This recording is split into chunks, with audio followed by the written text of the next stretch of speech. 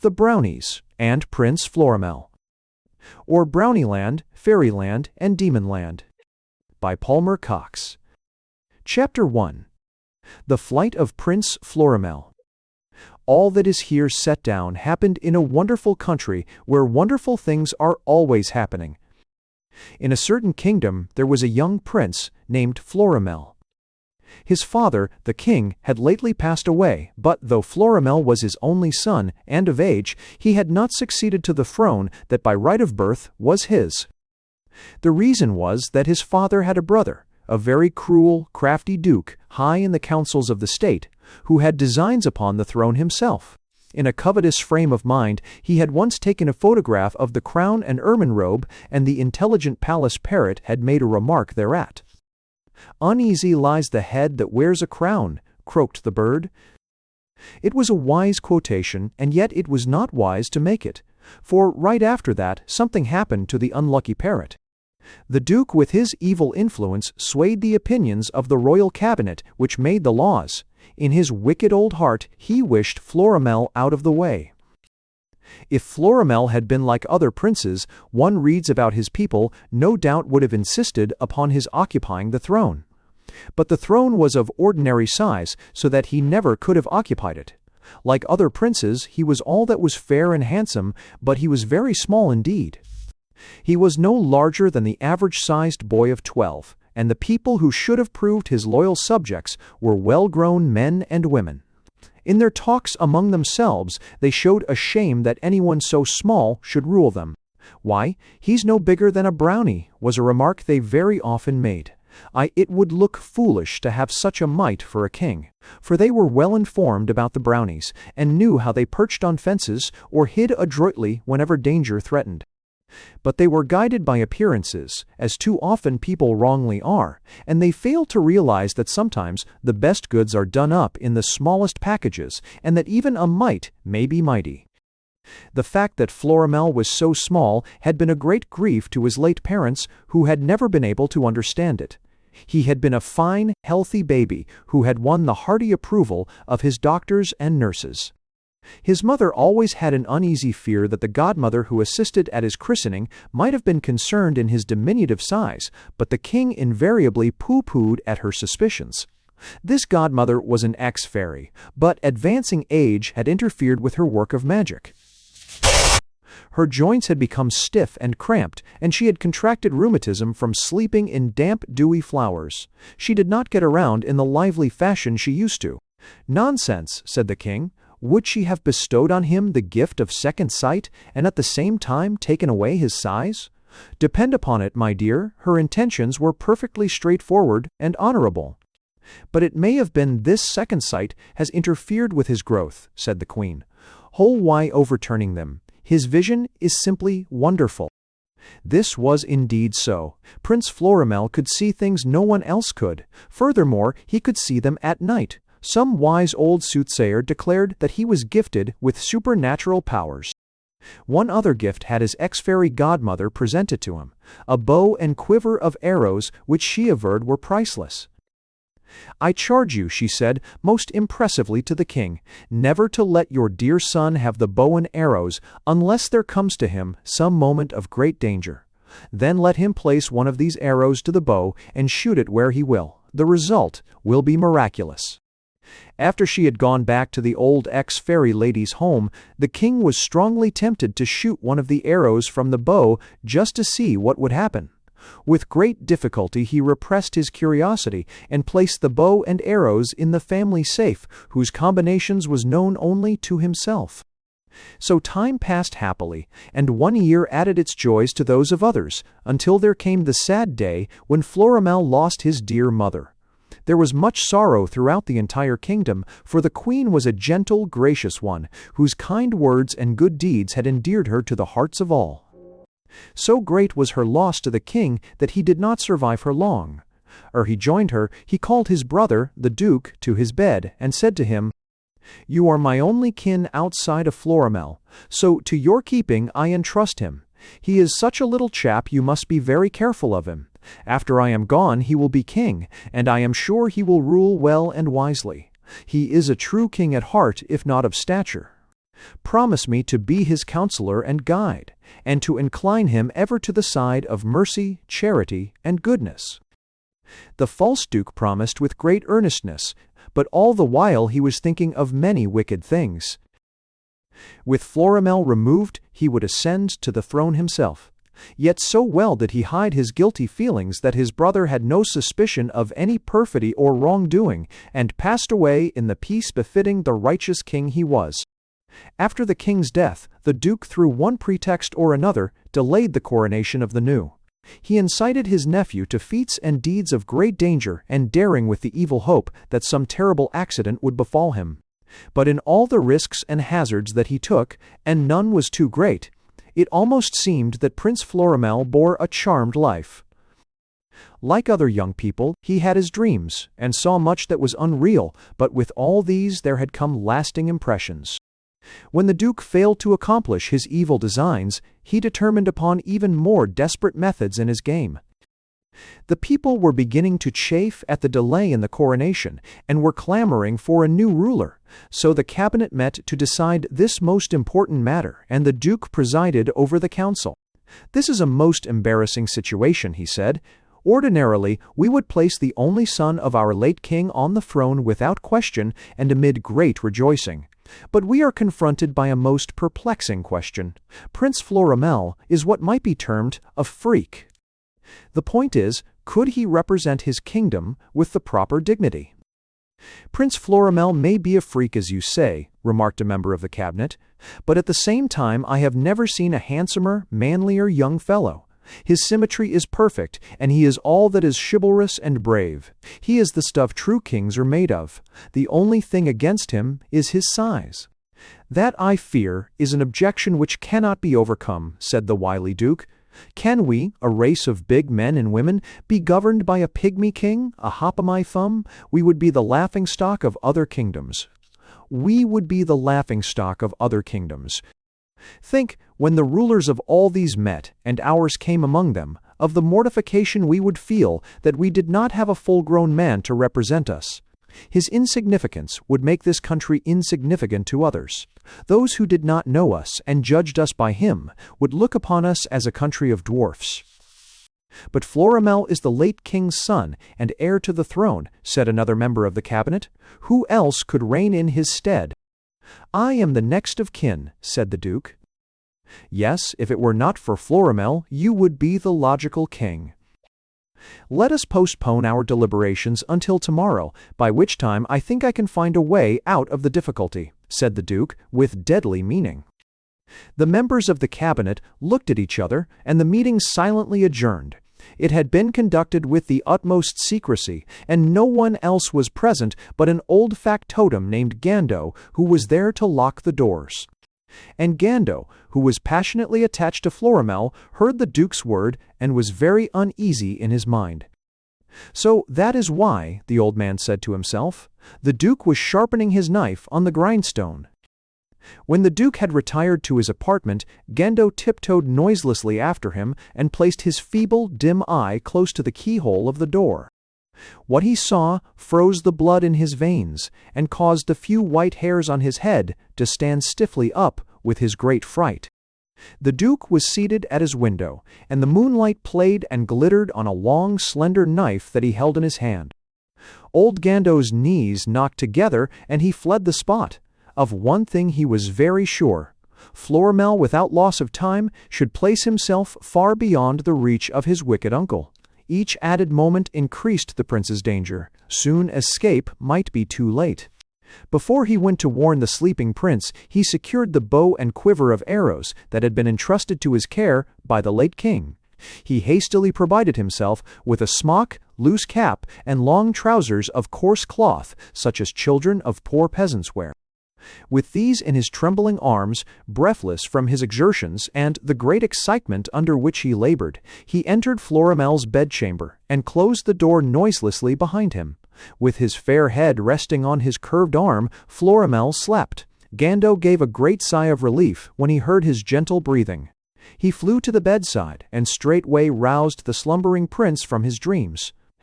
"Oh, master, my dear young master," he cried with his voice broken by sobs, Rouse yourself, I beg of you, and go hence. Do not delay, or you may be too late. Your cruel uncle this very moment is plotting your death." Florimel sprang up in bed and tried to rub the sleep from his eyes. "But where shall I go, good Gando?" he asked. "That I know not," said the old man. "Almost, the further you go, the better. You must leave behind you the boundaries of the kingdom. See, I have brought these peasants' clothes for you to wear." "Nay, I still have my prince's attire," said Florimel. "That will not serve," said Gando. "All Percy's apps if you donned it you would be quickly recognized, and your uncle would gain knowledge of you to your swift undoing." He assisted the bewildered Florimel to dress, swung across his back the quiver of arrows, and handed him the bow. "This was your godmother's gift," he said, "and it might aid you." But, though Gando urged Florimel not to take the time, the latter printed something on a card which he tacked upon the outside of the door before they left the place. As they fled toward a secret exit, they heard down the corridor the stealthy tread of feet. The Duke snarled like a wild beast as he read the lines. "Farewell, dear uncle. Keep your edge tool for fatted swine." "Fly!" old Gando cried, as he thrust Florimel out into the lonely, starlit night. "Oh, my dear young master, fly for your life." It was a sad and sudden change indeed for the youth, from the pleasant dreams of guardian Brownies surrounding his bed, to the uncertainty of an unknown way before, and the certainty of a cruel enemy behind. Snow-capped mountain peaks in the distance had a forbidding look, and, as though in league with his old uncle, seemed to extend to him but a cool welcome. The wakeful and observing beasts of the wood and wild saw in him a new character never before met in the open country, and were shaken with wonder and agitation, while they watched the hastening little traveler striding along the lonely road, his only burden the bow and supply of arrows. Chapter 2. Titania comes to reign over the fairies. Now, in another part of the same country, there was a race of fairies who never grew old and always remained beautiful. Their loveliness of face and form was beyond all description. Just try to think of the prettiest young girl you ever saw. Well, even the plainest of these fairies were ever so much prettier. That is to say, all were very beautiful with one exception. In her case, the fairy charm was an utter failure. She was little and old, with a queer, wrinkled face like a dried-up crab-apple. But, because no one else looked like her, she was firmly convinced she was the most beautiful of them all. They wore clinging gowns made of the texture of roses, lilies, and other flowers. She who wore fragrant rose petals called herself Rose. She who called herself Lily, one of lilies, and so on. There were violet, daffodil, bluebell, daisy, jasmine, hyacinth, and ever so many others. You could find the names of all the rest in a seed catalogue. That is, all but the little old wrinkled one who was known as Dame Drusilda. The fairies had a republic. Because they were all so very much alike, and equally beautiful, gifted, and clever, it would have been an extremely awkward matter to select a queen from among them. If anyone had been chosen, all the others would have felt greatly slighted. Dame Drusilda believed she should be the queen simply because no one else looked like her, but she was quite alone in her opinion. They were very up-to-date, and they had a palace of great magnificence that had every modern convenience, with sanitary plumbing. There was a very gorgeous throne room, wisely arranged in the event that they might someday have a queen, with a portcullis at the entrance that could be raised or lowered at will. This, of course, was to keep out unwelcome visitors. The republic was most beautifully situated where a river joined the sea, and upon a cliff one day the fairies beheld a most unusual sight. While they were smiling and nodding a greeting to some lovely mermaids who were down among the rocks combing their long tresses with the aid of hand mirrors, a golden shallop heaped with flowers came drifting down the placid stream. The fairies signaled to the mermaids who, when their attention was attracted to the shallop, swam to it and guided it to the shore. As it drew near, all grew very much excited when they observed a most exquisite little creature nestling asleep in the fragrant bed of flowers. When the shallop grounded gently on the pebbly beach, her eyes opened, and she gazed up at them with the most enchanting smile imaginable. "I am Queen Titania," she announced as they bent over her, "and I have come to reign over you." With tender hands they raised her from her couch and knelt before her in silent adoration. Never before had they seen anyone so beautiful, as she stood before them in her long trailing gown, with a gem-crusted crown upon her brow, and in her hand a slender wand from whose tip shone the scintillating rays of a diamond. "Your Majesty," said queer little Dame Drusilla, "we are all your loyal subjects. Let us conduct you to the palace, where affairs of state await you." Amid great rejoicing, they conducted Queen Titania to the palace. Winged cupids bore her long train, the portcullis was raised, and in triumph they entered. The new queen was conducted with much pomp to the throne room. When she was placed upon the throne, 2 dogs, 2 frogs, and an ostrich were brought before her. "What have they done?" asked Queen Titania. "Your Majesty," said the fairy named Hyacinth, "these 2 dogs were fighting, and one bit off a piece of the other's ear." "Which was the one who did it?" "Why, this one." "Bind him over to keep the peace," said Queen Titania promptly. The fairies all nodded their approval as the dogs were led away. "Your Majesty," then spoke up one of the frogs, "will you be kind enough to listen to the complaint of one who has always tried to conduct himself like a perfect gentleman? I am a confirmed bachelor frog. This young lady frog is continually pestering me with her attentions. She keeps on proposing marriage, although it is not leap year." "With frogs every year is leap year," said Queen Titania. The ostrich looked very guilty as a fairy named Eglantine explained. "Your Majesty, he deliberately swallowed a half-dozen of the palace spoons." "Why did you do it?" asked Queen Titania of the culprit. "I don't know," he said shamefacedly. "But I do," said Queen Titania. "You did it to stir up things. Have you a sweetheart?" "Yes, I've got a bird." "Well, now you can go and spoon with her." All were quite delighted with the wisdom shown by their tiny sovereign in dispensing justice. But before other important matters could be disposed of, a fairy messenger named Pink, with her petaled attire, all flecked with dust, dashed in great excitement into the throne room. She had ridden many leagues upon a winged steed, and in its terrific speed, which was far greater than that of the swiftest aeroplane, it had used both wings and feet. Pink ran toward the throne to impart the news that had brought her in such hot haste, but the unexpected sight of Queen Titania stilled the words upon her frightened lips and caused them to part instead with wonder and surprise. "This is Queen Titania," hastily explained Dame Drusilla, "who henceforth is to reign over us." Pink knelt low before Titania and kissed her royal robe. "Your Majesty," she said, "I am the bearer of bad news. Dragonfell, the wicked enchanter across the sea, has declared his intention of making trouble for the fairies." "Who told you this?" asked Queen Titania. "A little bird," was Pink's reply.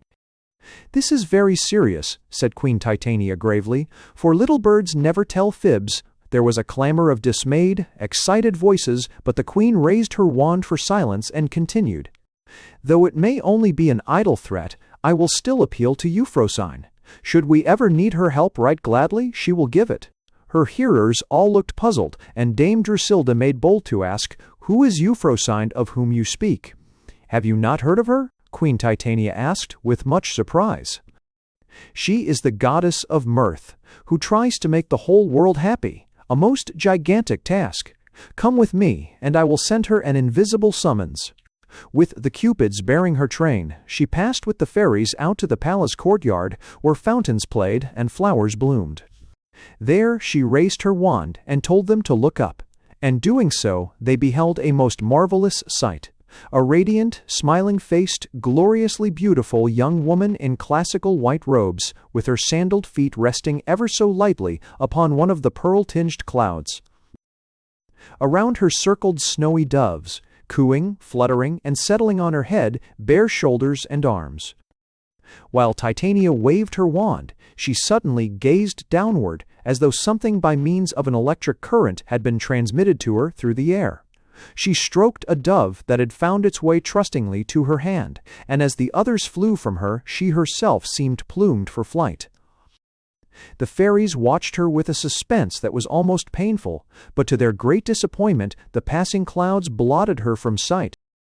But even the fairies, who all the time are witnessing the most wonderful things, were quite astounded when Euphrosyne, in what seemed to be the very next moment, appeared with the dove right in their very midst. "What is your wish?" she said to Queen Titania. "Oh, beautiful Euphrosyne," said the little queen, "we are much concerned over the wicked Dragonfell." "The enchanter across the sea?" said Euphrosyne. "And what about him? And what about him? He threatens harm to the fairies." "Do not borrow trouble," said Euphrosyne. "Sometimes people make foolish threats, and when others heed them, they have a good deal of needless worry." All looked very much relieved, and Queen Titania said, "Your encouraging words comfort us greatly." "If I were you," advised Euphrosyne, "I'd always keep the portcullis down and be very careful about admitting strangers. Don't let anyone in without a first-class reference. If Dragonfell annoys you, let me know." "But how?" asked Queen Titania. "You can send this magic dove to me." They looked at her, but she was gone, and no one knew whither. She seemed to have just melted away. Where her hand had been there was a dove, and, as it started to flutter off, with some difficulty they caught it. Though she was very much encouraged by all Euphrosyne had said, Queen Titania still thought it prudent to post on one of the palace walls a warning placard so that those who ran might read. And it proved a task that was sufficient to interest some of the fairies the rest of the afternoon, and, by the time they got through, they were able to make some show at hitting the nail on the head. Chapter 3. Florimel reaches the enchanted country. On and on flew Prince Florimel from the wicked uncle who meant to do him harm. The friendly stars shone down to guide him on his way, but just what that way was he did not know. His only thought to put the palace as far behind him as he could, and at times he turned his head to look back at its frowning, shadowy walls that finally disappeared from sight. Florimel gave a deep sigh of relief, but did not relax his speed in the slightest. The words of the faithful old Gando were strongly impressed upon his mind, and he realized that the Duke had designs on his life. When it was discovered that he was missing, a search would be made for him, and once in the power of the Duke, it would go hard with him.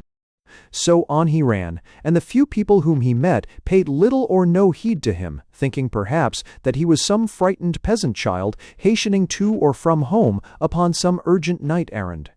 And as he went, always further and further away from the palace, the houses grew fewer and still fewer, till finally he found himself out in the open country. The stars were paling out, and by this time Florimel was very tired, so that when he saw a haystack in a field he quickly sought it, and burrowing from sight down into the sweet-smelling mass, was soon asleep. The sun was up when he awoke, refreshed. He heard the cooling trickle of a brook hard by, and drank thirstily, and laved his face and hands. Some distance off, upon a dew-spangled hillside, thin smoke curled lazily up from the thatched roof of a farmer's cottage. Florimel, who felt the qualms of hunger drew nigh to it, resolved to ask for food. As he approached the cottage, a dog, stretched out in the doorway to enjoy the first genial rays of the sun, jumped up and started to bark, but almost instantly his barks ceased, and he wagged his tail instead with friendly violence. A stout, middle-aged woman with a kerchief on her head came to the open door and eyed him questioningly. "Good mother," he said with a winning smile, "may I trespass upon your hospitality? I would fain break my fast, and this coin will pay my way." "Food have we a plenty, and to spare," said the kind-hearted woman, "so that you are welcome to it. But who are you, and whence came you? You do not speak like a peasant's child." "Nay, I have some knowledge of fair speech," said Florimel. "Yet do I count myself one of the people, and I fare from the city in quest of adventure. See, I have brought this bow and quiver of arrows with me." "Then most surely you will find it," said the dame, "for we live almost on the edge of the kingdom, and beyond that line of deep woods there is a strange country with adventure enough, I warrant you. But come with me, and sit you at the board. My good man has gone to loose the sheep from the fold, and will be back very soon." So Florimel followed his hostess into the plain kitchen, and took his place at a bare wooden table while she busied herself in the preparation of the meal. And, as he sat there, and she was occupied with her task, there rose from outside a sudden hubbub, made up of the gallop of many horses' hooves, the clank and rattle of swords and uniforms, and the jargon of excited human voices. The woman in great curiosity rushed from the oven to the door, and Florimel jumped down from his chair, running after her and peering out from behind her. "Soldiers," she cried, astounded beyond measure. "What are they doing here, I wonder?" The farmer, with cap in hand, looked up at them, awed and confused by their fine airs and magnificence, and while they volleyed questions at him silently and stupidly shook his head, until at last, in their impatience and disgust, they put spurs to their horses' flanks and galloped off in clouds of dust. Then the good man ran toward the house, suddenly finding voice and shouting at his wife. "Here's a great to-do. The young Prince Florimel has disappeared in the night, and the whole kingdom is aroused." Then, noticing Florimel for the first time, he asked, "But who is this?" "A chance guest to break his fast with us," said his wife. "But let us eat before the food grows cold." So Florimel partook heartily of the plain fare of the farmer and his wife, and throughout the meal the talk of his hosts was of the missing prince. "Poor lad," said the woman with a sigh. "I hope that all is well with him, yet much I fear this search for him is vain. His uncle, the Duke, could tell, I warrant, what has happened to him, but he will never be heard of more, and the wicked Duke will now be king." "You who have come from the city," said the farmer to Florimel, "no doubt sometime have seen the poor prince. What kind of a young lad was he? A likely one, so I have heard." "He had his faults," admitted Florimel. "He was very small of build, no taller than I. I doubt if he weighed a pennyweight more." "Was he handsome?" asked the woman. "Am I handsome?" asked Florimel in return. "Candor compels me to tell you you are not," she frankly said, "though you are not ill-favored either." "Still, if I wore the prince's attire," said Florimel, "I would be as handsome as he. But let us change the subject. You spoke but a while ago of that strange country which lies adjacent to this. In what manner is it strange?" "But little is known of it," said the woman, "for in truth it is a place to be avoided. There are few humans bold enough to penetrate its mysteries, for in the forests and dense undergrowth are savage beasts that wreak harm. Often we can hear their wild cries at night, and our hearts are chilled. And, even if one escape the beasts, there are brownies and fairies to weave their mystic charm." "Are the brownies there too?" asked Florimel with interest. "Aye, that they are," said the woman. "But it is not the brownies that would hurt you. They are kind little creatures who would help instead of harm you." "I would like to see them," said Florimel reflectively. "Many a night as I lay in my bed have I dreamed of the brownies." "See them you cannot," said the woman decidedly, "since you have not second sight. Many have tried to see the brownies, but they have failed through lack of supernatural vision. But there are brownies nevertheless, and they go everywhere. Of that we have abundant proof, have we not, husband?" "Aye," said the farmer. "Once when I lay flat upon my back, and the grain in the field was in danger of rot, the brownies came one night and harvested it. In the morning it was all cut and stacked." "Yes," the good wife hastened to add, "and that very same night they churned the cream to butter." "Are you sure the brownies did it?" asked Florimel in surprise. "Who else but the brownies?" said the farmer positively. "We had set a bowl of cream, for that is all they ask, and next morning the cream was gone. Wife, show him the bowl."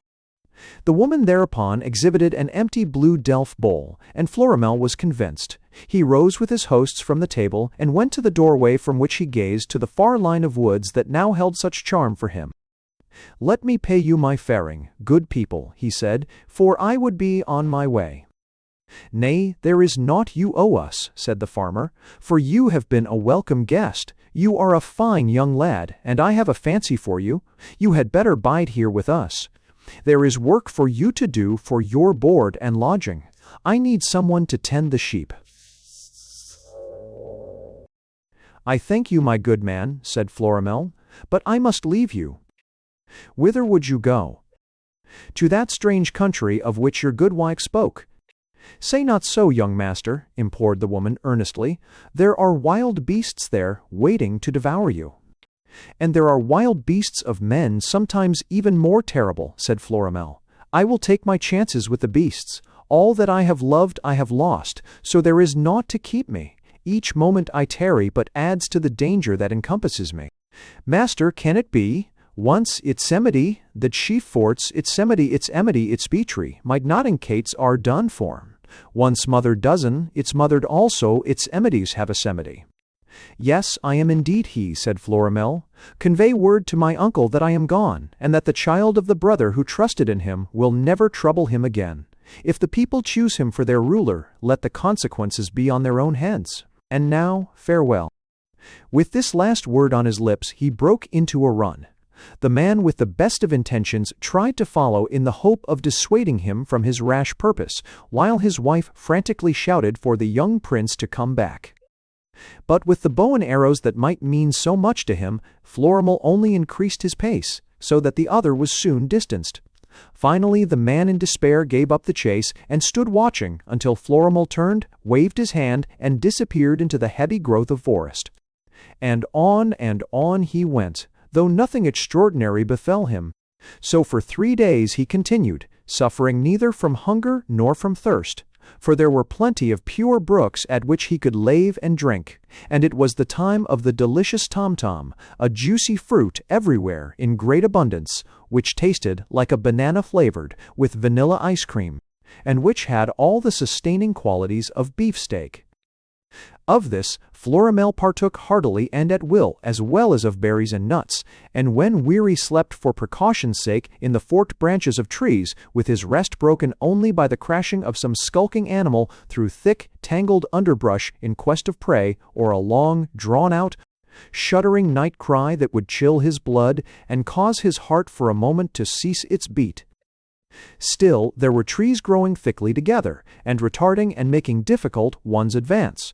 But, just when he was growing discouraged, they began to thin out, and he came into more open spaces. Finally, he reached a tiny lake that shone like a turquoise in a bowl-like formation at the base of a steep hill. A path ran up the hillside, and this evidently had been much in use, for the grass was worn and trodden by many feet. On a ledge there was an old, decaying, leafless tree, and on one of its gaunt top branches that jutted over the lake a pair of intrepid eagles had built their nest. Florimel looked up and spied the young eaglets who were just old enough to essay flight, selfishly trying to crowd each other out of their airy structure of sticks and straws. Far overhead their parents described invisible circles in the sky, emitting as they did so harsh shrieks of pride. While he gazed upward, thinking meanwhile that it was a strange abode for eagles to choose in place of the customary mountain crag, he was suddenly startled by the savage roar of beasts. Quick as a flash he turned, and saw a wild, fierce, snarling pack, a confused, horrifying vision of lions, tigers, and leopards, their red tongues lolling from their watering mouths, their nostrils dilated at the scent of human blood, flying with leaps and bounds to rend and tear him apart and devour him. Desperately he seized an arrow from the quiver, and placing it in the bow, pointed it at them and pulled back the cord. But the cord snapped in twain, and the arrow fell harmlessly to the ground. Chapter 4. The human octopus starts upon a mission. Across the minor sea whose blue, sparkling waters kissed the fair shores of Queen Titania's fairy kingdom, about 100 leagues as flies the crow, there was another country where lived the notorious enchanter Dragonfell. A fairy messenger on a winged steed had conveyed information that Dragonfell intended to make trouble, but this was nothing new for Dragonfell. As a matter of fact, he was always trying to make trouble for everybody. Trouble was his specialty. Dragonfell was not a nice man, and if you had known him, you would not have liked him. He cheated when he played croquet, and he was always claiming wickets that he never made. He did not go to Sunday school, either. If he had gone, he would not have put a penny in the plate for the heathen, all-bore-man. He was the kind of man he was. Yet he was the possessor of fabulous riches, and he never would have missed what he might have given away had he been charitably inclined, which he was not in the least. No one else in the whole world was as wealthy as he, He owned a combination mine in which were diamonds, rubies, sapphires, emeralds, and other precious gems galore, some of them as big as cobblestones. It may be said with safety that Dragonfell was inclined to have his own way and carry out his own ideas. He was very rich and had money to burn. When in the mood of celebrating some great event, such as the burial of good intentions, or the failure in Eden, instead of climbing on some rock to set off firecrackers, burn Roman candles, or discharge toy cannon, he delighted in burning bank bonds, legal tenders, or government securities of large denominations, until the ashes of them were declared a nuisance by his Board of Health, and with reluctance he would discontinue his celebration. As is usual in all such great operations, there were panics at times, through alarms of fire, explosions, or escaping gas, when everybody tried to get out at once, and but few could escape. One day it would be the danger of being smothered, the next of being roasted, the third of a cave-in where all would be buried alive, and so from hour to hour fear was in the way. There were mine sprites whom he kept steadily at work, without regard for union hours, digging the gems out with their fingers. The poor mine sprites were greatly overworked, and not the least regard was paid to life or limb. The hours were long as they struggled at the wheelbarrows or mine carts, either pushing or pulling, with their unreasonable loads piled high in the air, and with gems that in the market would have brought enough to pay the debt of a principality slipping off and rolling in the dust. The palace of Dragonfell was a sight, and it would have made your eyes blink to see it. It was constructed entirely of diamonds, rubies, and emeralds all stuck together with cement. There were no opals, because Dragonfell thought they were unlucky. If you could have pried off any one of them, you would have had enough to keep you in the greatest luxury all your life.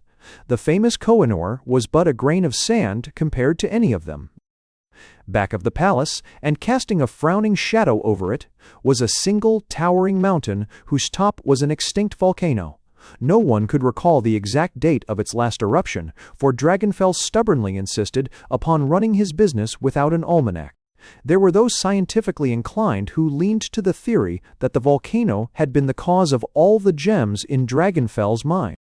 Though it must have been a very long time since the volcano had celebrated with homemade fireworks, the enchanter had always anticipated a further display, so he had taken the precaution to buy an old-fashioned fire engine which was installed conveniently at hand in a building over whose doors was the caption, "Neptune Hook and Ladder Co. No. 1."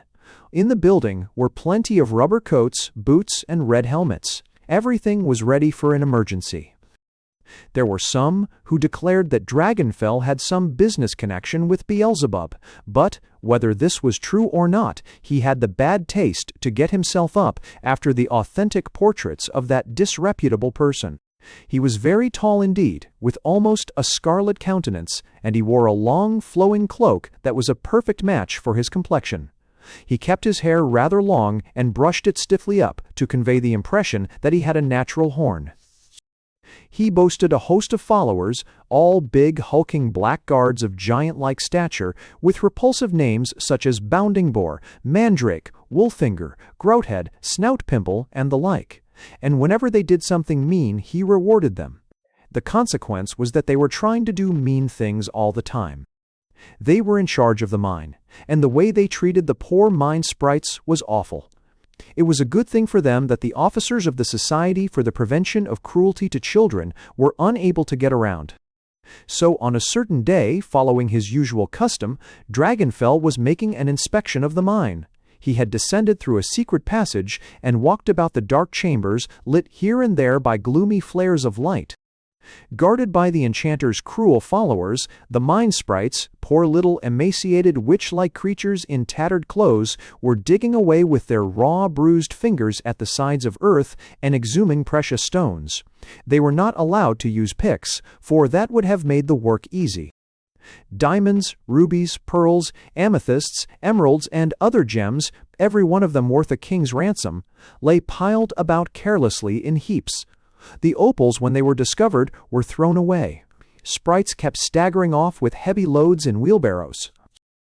Dragonfell surveyed the work with great satisfaction, and asked Grouthead who was in general charge.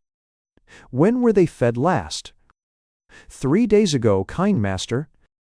Everyone called him kind master, though whether this was in sarcasm or not, no one knew. See that they don't get anything to eat before the full week is up, ordered Dragonfell. And that reminds me of my own dinner. Bounding Boar, tell the cook I want turtle soup, spiced venison pastries, apple dumplings, strawberry shortcake, and iced lemonade with plenty of crushed raspberries in it. The mouths of the poor little mine sprites watered, and they smacked their lips, but Grouthead snapped his long snake whip so that it sounded like a pistol shot, and they frantically continued digging away in the earth with their fingers. Bounding Boar flew to do Dragonfell's bidding, and Snout Pimple observed, rather timidly, "The air down here is very bad, kind master." "That's good," said Dragonfell with hearty unction. I exterdy unis, our Dublians callbacks unestraken. I automated right of I were obliged to remain, so as I have a proper regard for my health, I think I will get right out into the open. Attended by Mandrake, Snout Pimple, Wolfinger, and some of the rest, he went on his way, while Grouthead snapped his whip to incite the frightened, gasping, exhausted mine sprites to further effort. When he came up out of the shaft, Dragonfell gave a deep breath of relief as his nostrils sucked in the bracing air that had a salt tang of the sea in it. Out in the harbor there tossed a galleon on the lazy swell, a craft built low amidship and with both bow and stern curving high into the air. Dragonfell gazed off at it with interest, and remarked, "It may come in handy soon if these brownies and fairies continue longer. They are getting altogether too good, and must be stopped. But let us go back to the palace to see if anything has happened in our absence." Nothing else was to be seen on the wide water to draw his attention, except some mermaids who were above the waves, engaged in combing their hair, who, to most people, are very interesting. A little bird with very acute hearing listened intently to his words as it lightly balanced on the twig of a gumdrop tree and then flew straight across the sea to tell a fairy who told the other fairies. Dragonfell, with his big, clumsy, lumbering cohorts, strode on to the palace that was guarded by a demon usher, a queer, comical-looking chap who, with his wings, much resembled a human grasshopper, and who half flew, half walked. He had thin little wisps of hair sticking out from each side of his nose, like the scanty whiskers of a cat. The demon usher, with hops and jumps, escorted him to a magnificent throne and groveled with smirks before him, while Dragonfell, with what he thought to be the quintessence of grace, sank upon it, and then arranged himself in what he imagined was a kingly posture. "Well," he gruffly said, "has anyone been here since I've been gone?" "No, kind master," the demon usher hastened to assure him. "No one has been here since the band, and you remember them." "Ah, that band," repeated Dragonfell with a shudder. "I can't get their notes out of my ears yet. But what have we here?" A huge creature resembling an octopus, with great, staring eyes popping from his head and hundreds of fuzzy tentacles protruding in all directions from his grotesque body, came crawling toward him. Straightway Dragonfell sprang up from the throne, while Wolfinger, Mandrake, Bounding Boar, and Snout Pimple, who had assumed respectful positions at his sides, drew back in alarm. But the demon usher gave a cackle of a laugh, and gleefully rubbed his hands together as though he were washing them with invisible soap. "Have no fear, kind master," said a thin piping voice from somewhere within the horrid creature's hulk. "Is not this a pretty disguise?" "The Red Spirit as I live," cried Dragonfell, in a tone of admiration not unmixed with relief. "You rascal, why have you chosen this masquerade?" "But is it not a clever one?" persisted the Red Spirit. "See, kind master, I can either compress or expand myself at will." As he spoke, he shrank to practical insignificance, and then almost immediately afterwards swelled out until it seemed that he would burst. "Capital," said Dragonfell encouragingly. "You can be of great assistance to me. I have a mean task for you to do." "The meaner the better, kind master." Dragonfell raised his arm and pointed toward a window that gave a vista of the far-off smiling sea. "Go, human octopus," he commanded, "and spy upon the brownies and fairies. Without another word, the hideous object started to crawl off by means of his myriad tentacles, and all who were present watched his convulsive, eccentric movements with malicious satisfaction. Chapter 5. Prince Florimel meets the Brownies. Prince Florimel gave a great shudder of fright when the gift of his ex-fairy godmother so utterly failed him in that moment of terrible danger. As the savage beasts, screaming for his blood, came toward him, he turned and fled, without relaxing his hold upon the treacherous bow. He made a frantic leap for the trunk of the tree, and grasping one of the low branches, pulled himself up with desperate haste as far as he could. The beasts with thunderous roars and sharp teeth showing sprang up at him, and a lion with knife-like claws just grazed the skin of one of his legs, and tore off a portion of his garment. Florimel climbed up further, and still further, for safety, while the animals roaring their defeat continued to hurl themselves at the tree until it shook and shook again. Finally, they took to fighting among themselves, with outcries that were terrible, and finished by slinking or limping away, discomfited. The eaglets, disturbed by all this clamor, perched on the edges of their nest, as though deliberating upon the hazard of trying for the first time their wings in the dizzy space of blue. High overhead, their angry parents soared screaming their protests at what seemed to them an unwarrantable intrusion. Still retaining the bow, Florimel climbed out toward the nest, intending to usurp possession of it, and with timid flaps of their untried wings the eaglets essayed flight. Finding they could fly, they soon gained confidence and joined the parent birds, who led them a mad aerial chase. Soon Florimel was the sole tenant of the nest, and, after he had established himself comfortably in his new quarters, he set about to repair the damage to the bow. He tied the broken cord securely and drew it taut, pulling it back as far as he could repeatedly, but he did not waste in a trial one of the remaining arrows in his quiver, for, though it had already brought to him one grievous disappointment, he still had faith in his ex-fairy godmother's gift. The eagles, resenting his possession of their home, kept flying threateningly at him, but every time they came near, he menaced them with the bow and drove them away. Finally, they alighted on another limb of the tree, where they all sat in a row viewing him with silent, moody protest. Worn by fatigue and excitement, Florimel closed his eyes in sleep, with an arm bared to the elbow hanging from the nest. When at last he was awakened by a confused babble of voices from below, dusk had fallen and a crescent moon hung low in the sky. The eagles, young and old in agitated manner once more, were circling the darkening sky and leaning over the nest and looking down. Florimel was astounded by what he saw. And no less astounded than he was, were a band of little people who had caught a glimpse of that rounded human arm sticking from an eagle's nest with consequent and complete mystification to all. In a ring and with characteristic postures, they stood gabbling among themselves and pointing up. A queer, very queer race, all males, with round fat little pot-bellies, thin spindling shanks, long tapering feet, and babyish-looking heads set on their shoulders, apparently without connecting necks. And these heads had large ears, wide mouths, and pop-eyes, a combination that ordinarily would make the possessor of them ugly, but which in their case contributed general results that made them unusually winning and attractive. As Florimel looked down, he could note that there were many of one type, tiny fellows who wore the same kinds of caps and jackets.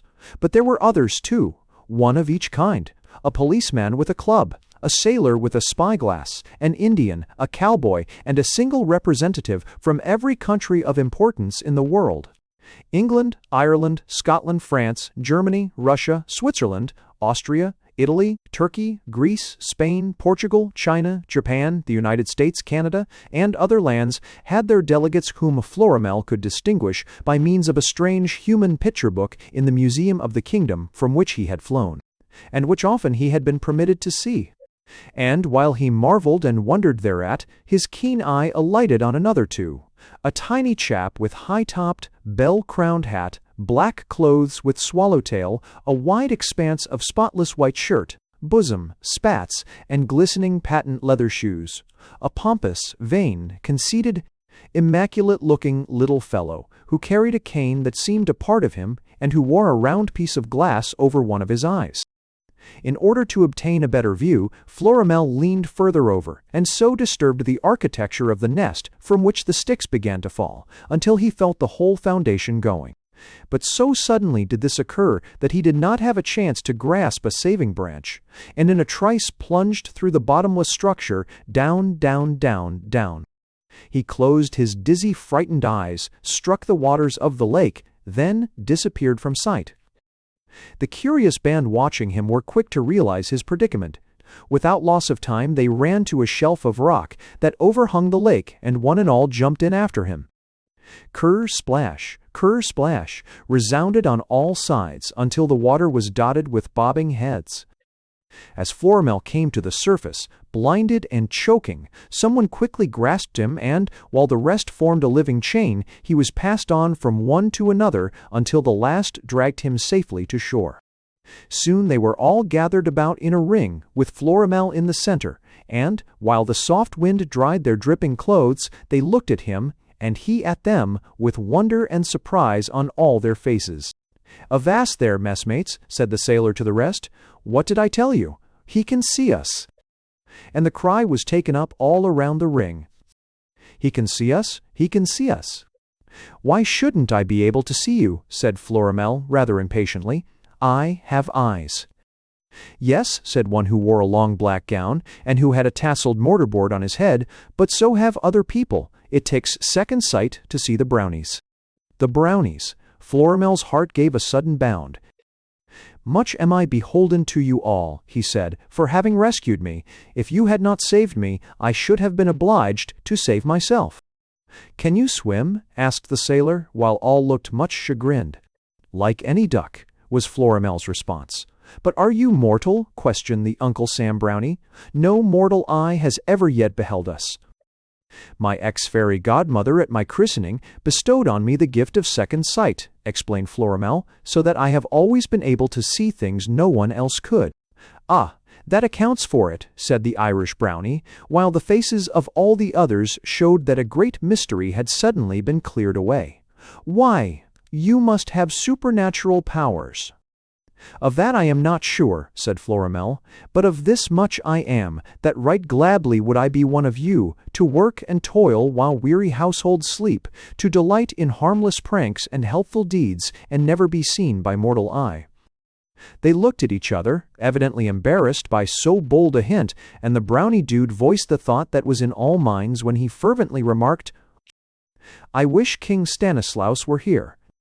"But you are not a Brownie," said the Chinaman to Florimel in a most decided tone.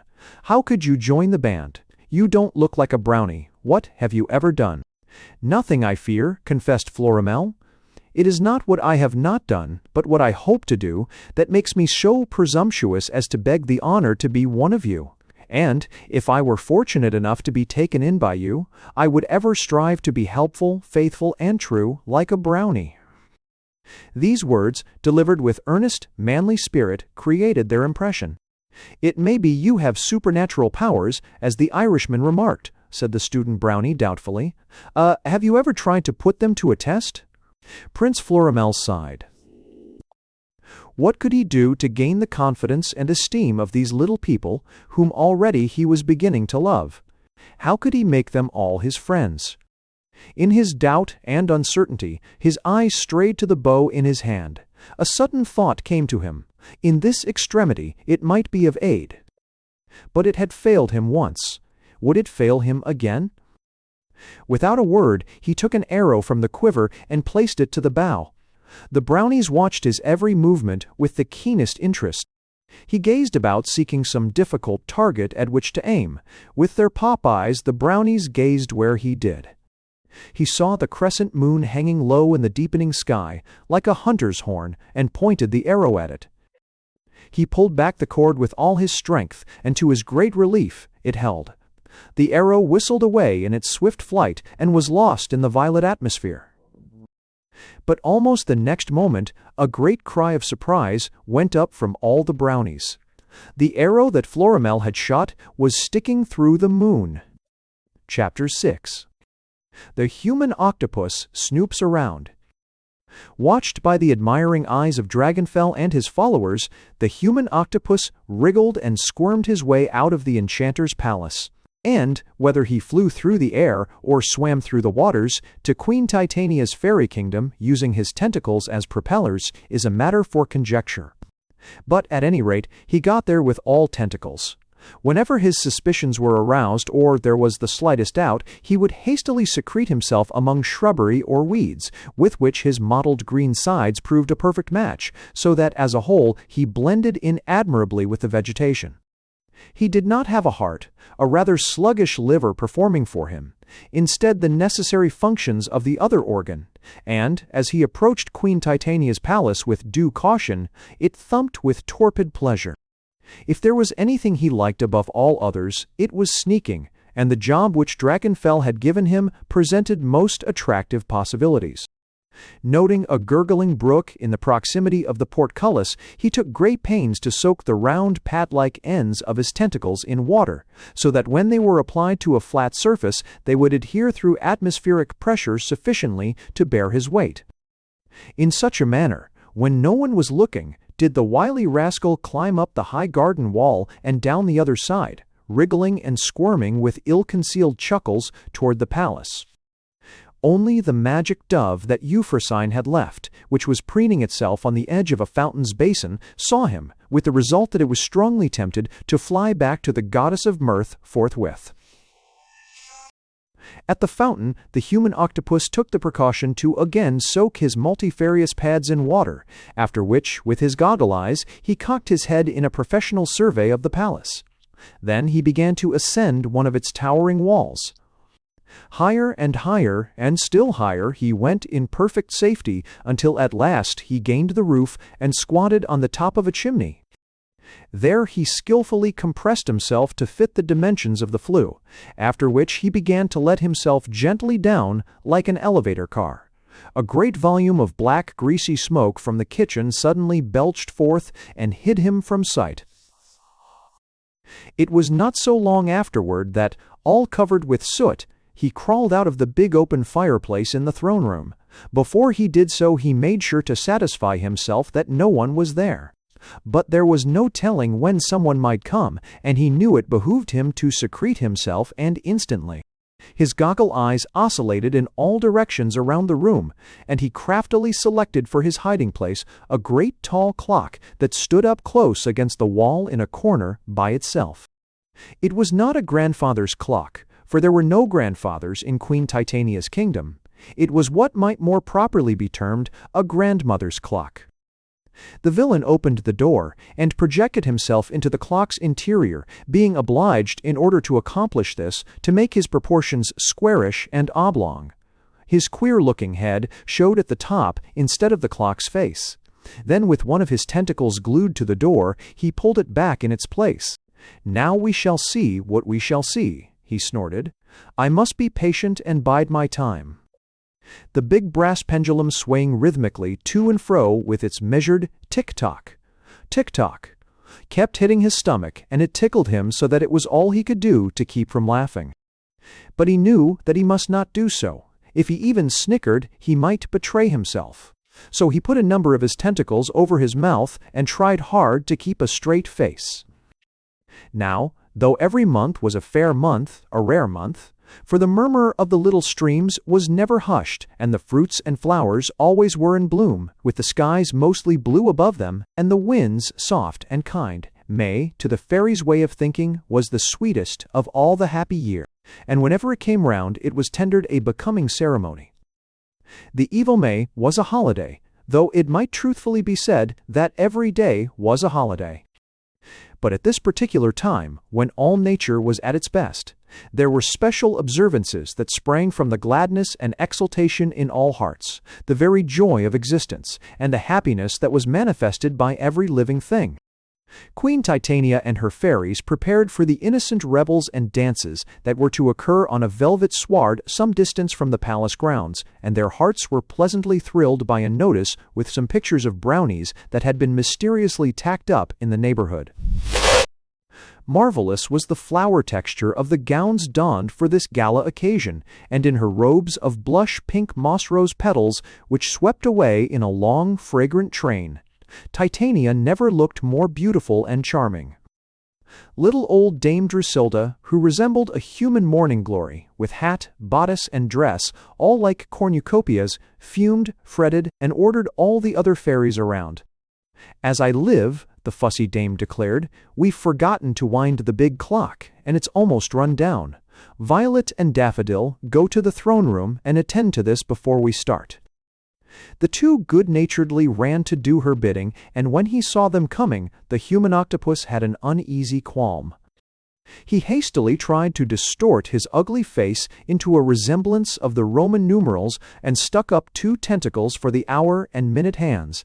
But the deception was a poor one and would not work. Violet and Daffodil set about to wind the clock, but, on looking up to note the time, they were confronted by a face twisted in an expression that the human octopus very foolishly thought invited confidence, but which instead sent them scurrying and hurrying with gathered-up flower skirts and ear-splitting shrieks from the room. "I wonder what they're scared of," said the stupid fellow to himself.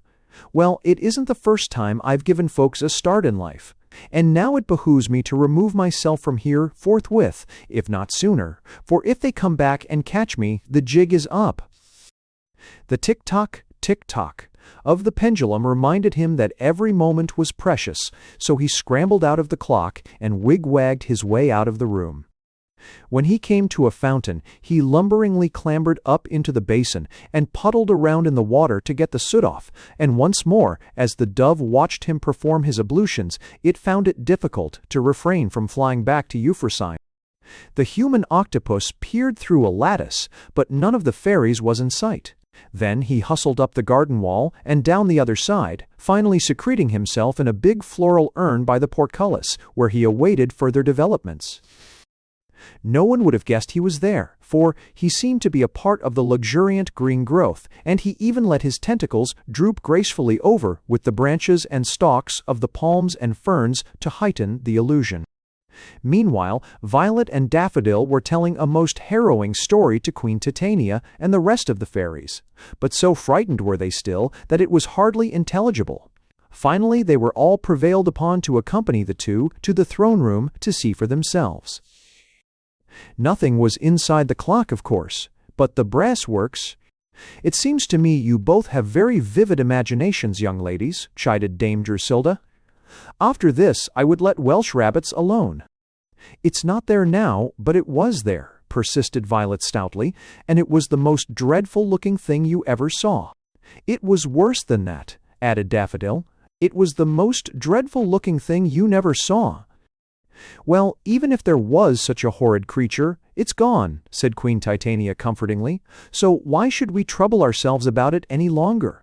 It's time for our revels to begin, and if we don't hurry up, the ice cream will all melt, and remember there's angel cake, charlotte russe, and lemonade besides." The tiny cupids, whose hearts were going pit-a-pat, for they believed implicitly every word that Violet and Daffodil had said, hastily gathered up Her Majesty's train.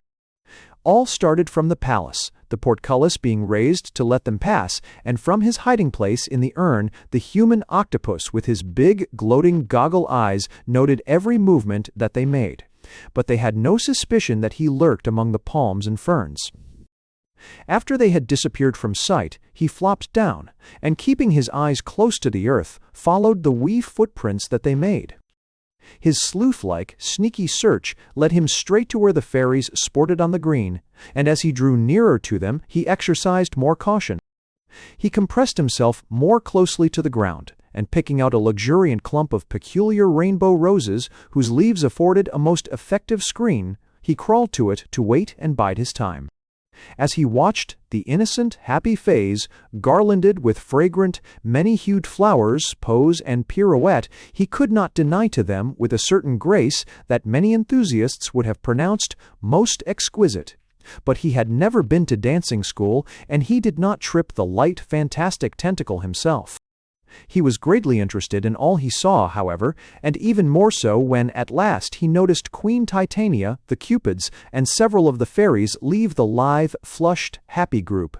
for Queen Titania had spied the rainbow roses, different from all the rest, and ran with eager, sparkling eyes to fill her arms with them. Little she dreamed of the danger that lurked in all their perfumed radiance. Swiftly she came, outdistancing the others, and as she bent over in sweet, innocent pillage, the mean, contemptible nature of the human octopus manifested itself. Forgetful of his diplomatic mission, he wound his tentacles around her until she looked like a mesh bag. When she began almost instantly to scream, he grimly increased the pressure. The fairies and cupids, horrified beyond measure by what they beheld, and helpless to aid their beloved queen, fled with wild cries. The human octopus tightened his cruel grip. Titania's head fell back, her golden hair streamed over her shoulders, her eyes distended, and she could not get her breath. Slowly but surely the human octopus was strangling her. Chapter 7. Florimel is adopted by King Stanislaus. Delighted beyond measure were all the Brownies with Prince Florimel's most amazing feat, and their pleasure manifested itself in broad smiles upon smug faces, the nodding of round little heads, the slapping of hands on each other's backs, and the good-natured poking of fists in each other's stomachs. They pressed close to Florimel and kept wringing his hand in congratulation. Not even a Brownie could do what he had done. All wanted to examine the bow that had accomplished a result so wonderful. But it was just like the ordinary bow of any archer, and its wood and gut presented no solution of the remarkable happening. It was no story, they saw it themselves. Then, noting that Florimel's attire was torn in many places, and that here and there his fair flesh showed, they stripped him of his garments, replacing them with skin-tight trousers that with the greatest difficulty they drew over his legs, long tapering shoes, a jacket with big buttons and stebony, and a pinnacle-shaped cap whose top could not sustain itself but fell over on his head. Many nimble hands attended to his valeting, and though Florimel observed that he was garbed as an ordinary Brownie, of which there were a large number, he was rejoiced at the eagerness they now displayed to transform him to a Brownie and make him one of themselves. Yet he could not help thinking, as he glanced first at them and then at himself, how different he was from them all. Try as they might, they could not bestow on him the pop eyes, big ears, and broad, distended mouth that parted in a smile so evident of inward satisfaction. He was as fair and sightly as one could wish to be, yet he would rather have looked like a Brownie. Only in size did he resemble one. Some such thought must have been in the minds of the Brownies too, for they seemed puzzled as they inspected their new comrade. While they were making their first awkward overtures of friendship, the attention of all was suddenly diverted to two ordinary Brownies rolling a watermelon up the steep hill. The melon was perhaps thrice their size, and they puffed and grunted over what to them was a Herculean task. Just when their labor promised to be light, with the crest of the hill almost reached, they stopped to take their breath, and in doing so relinquished their hold on the melon. Bumpety-bumpety, it started rolling down the hill. Both ran after it in pursuit, then realizing that they were being distanced, stood stock-still with horror on their faces. Bumpety-bumpety. Came the big melon, with ever-increasing momentum, while the eyes of Florimel and all the rest followed its erratic course down the hill, bumpety-bumpety-w, with leaps and bounds, bumpety-bumpety-w-w-fee. First to one side, then to another, bumpety-w-w-w-w-w, till it finished with an extra high bound and squashed all to pieces right in their very midst. Little jets of sweet water shot in all directions from its sides as though projected from a siphon, and out from the juicy, luscious red pulp exposed to view there, crawled sheepishly on his hands and knees a little weazened old fellow who wore an ermine cape and gold crown. "Hail, your Majesty!" shouted all the Brownies, and the little old fellow stood up, rubbed himself, and said, rather ruefully, "No, I'd rather rain." Then the Brownies, under the leadership of the Dude, yelled in perfect unison, "Rah, rah, rah, rah! Stanislaus, Sisboom, ah!" "Thanks," graciously acknowledged His Majesty, adding by way of explanation, "I chose this watermelon green to shun the treacherous submarine." Then a puzzled expression came to his face as his eye suddenly observed Florimel. "Why, who's this fellow?" he demanded. "You're not trying to make a brownie of him, are you?" Florimel's heart sank, for he realized that here was the king himself, whose word was absolute law to all these little people. If he frowned down on any plans they had made in his behalf, all the hopes that had sprung up in his breast would be ruthlessly shattered. The Brownies seemed troubled, too, for they would not have brought displeasure to King Stanislaus for all the world. While the newcomer stood looking timidly down, without daring to meet the questioning gaze of that kindly but august monarch, his little companions made bold to extol his virtues, real and imaginary, till their tongues were all wagging at such a great rate that Florimel could not help but furiously blush. First, they pointed to the crescent moon, still pierced by the arrow, averring earnestly that it was Florimel's accomplishment, and the sudden start King Stanislaus gave when he beheld this marvel showed that he was properly impressed. Then they called his attention to the eagle's nest high up in the tree, explaining that it was there they first saw the stranger, after which they waited anxiously, as did Florimel, to hear what his majesty would say. King Stanislaus looked not displeased, and one and all took heart. "If Moses was found among the frogs, and Romulus among the wolves," said the monarch, with great deliberation, "then an eagle's nest is a fitting cradle for a brownie prince." This speech caused the Brownies to burst into a sudden wild cheer that made the welkin ring, for they realized that not only had King Stanislaus set approval on what they had done, but he had gone much further.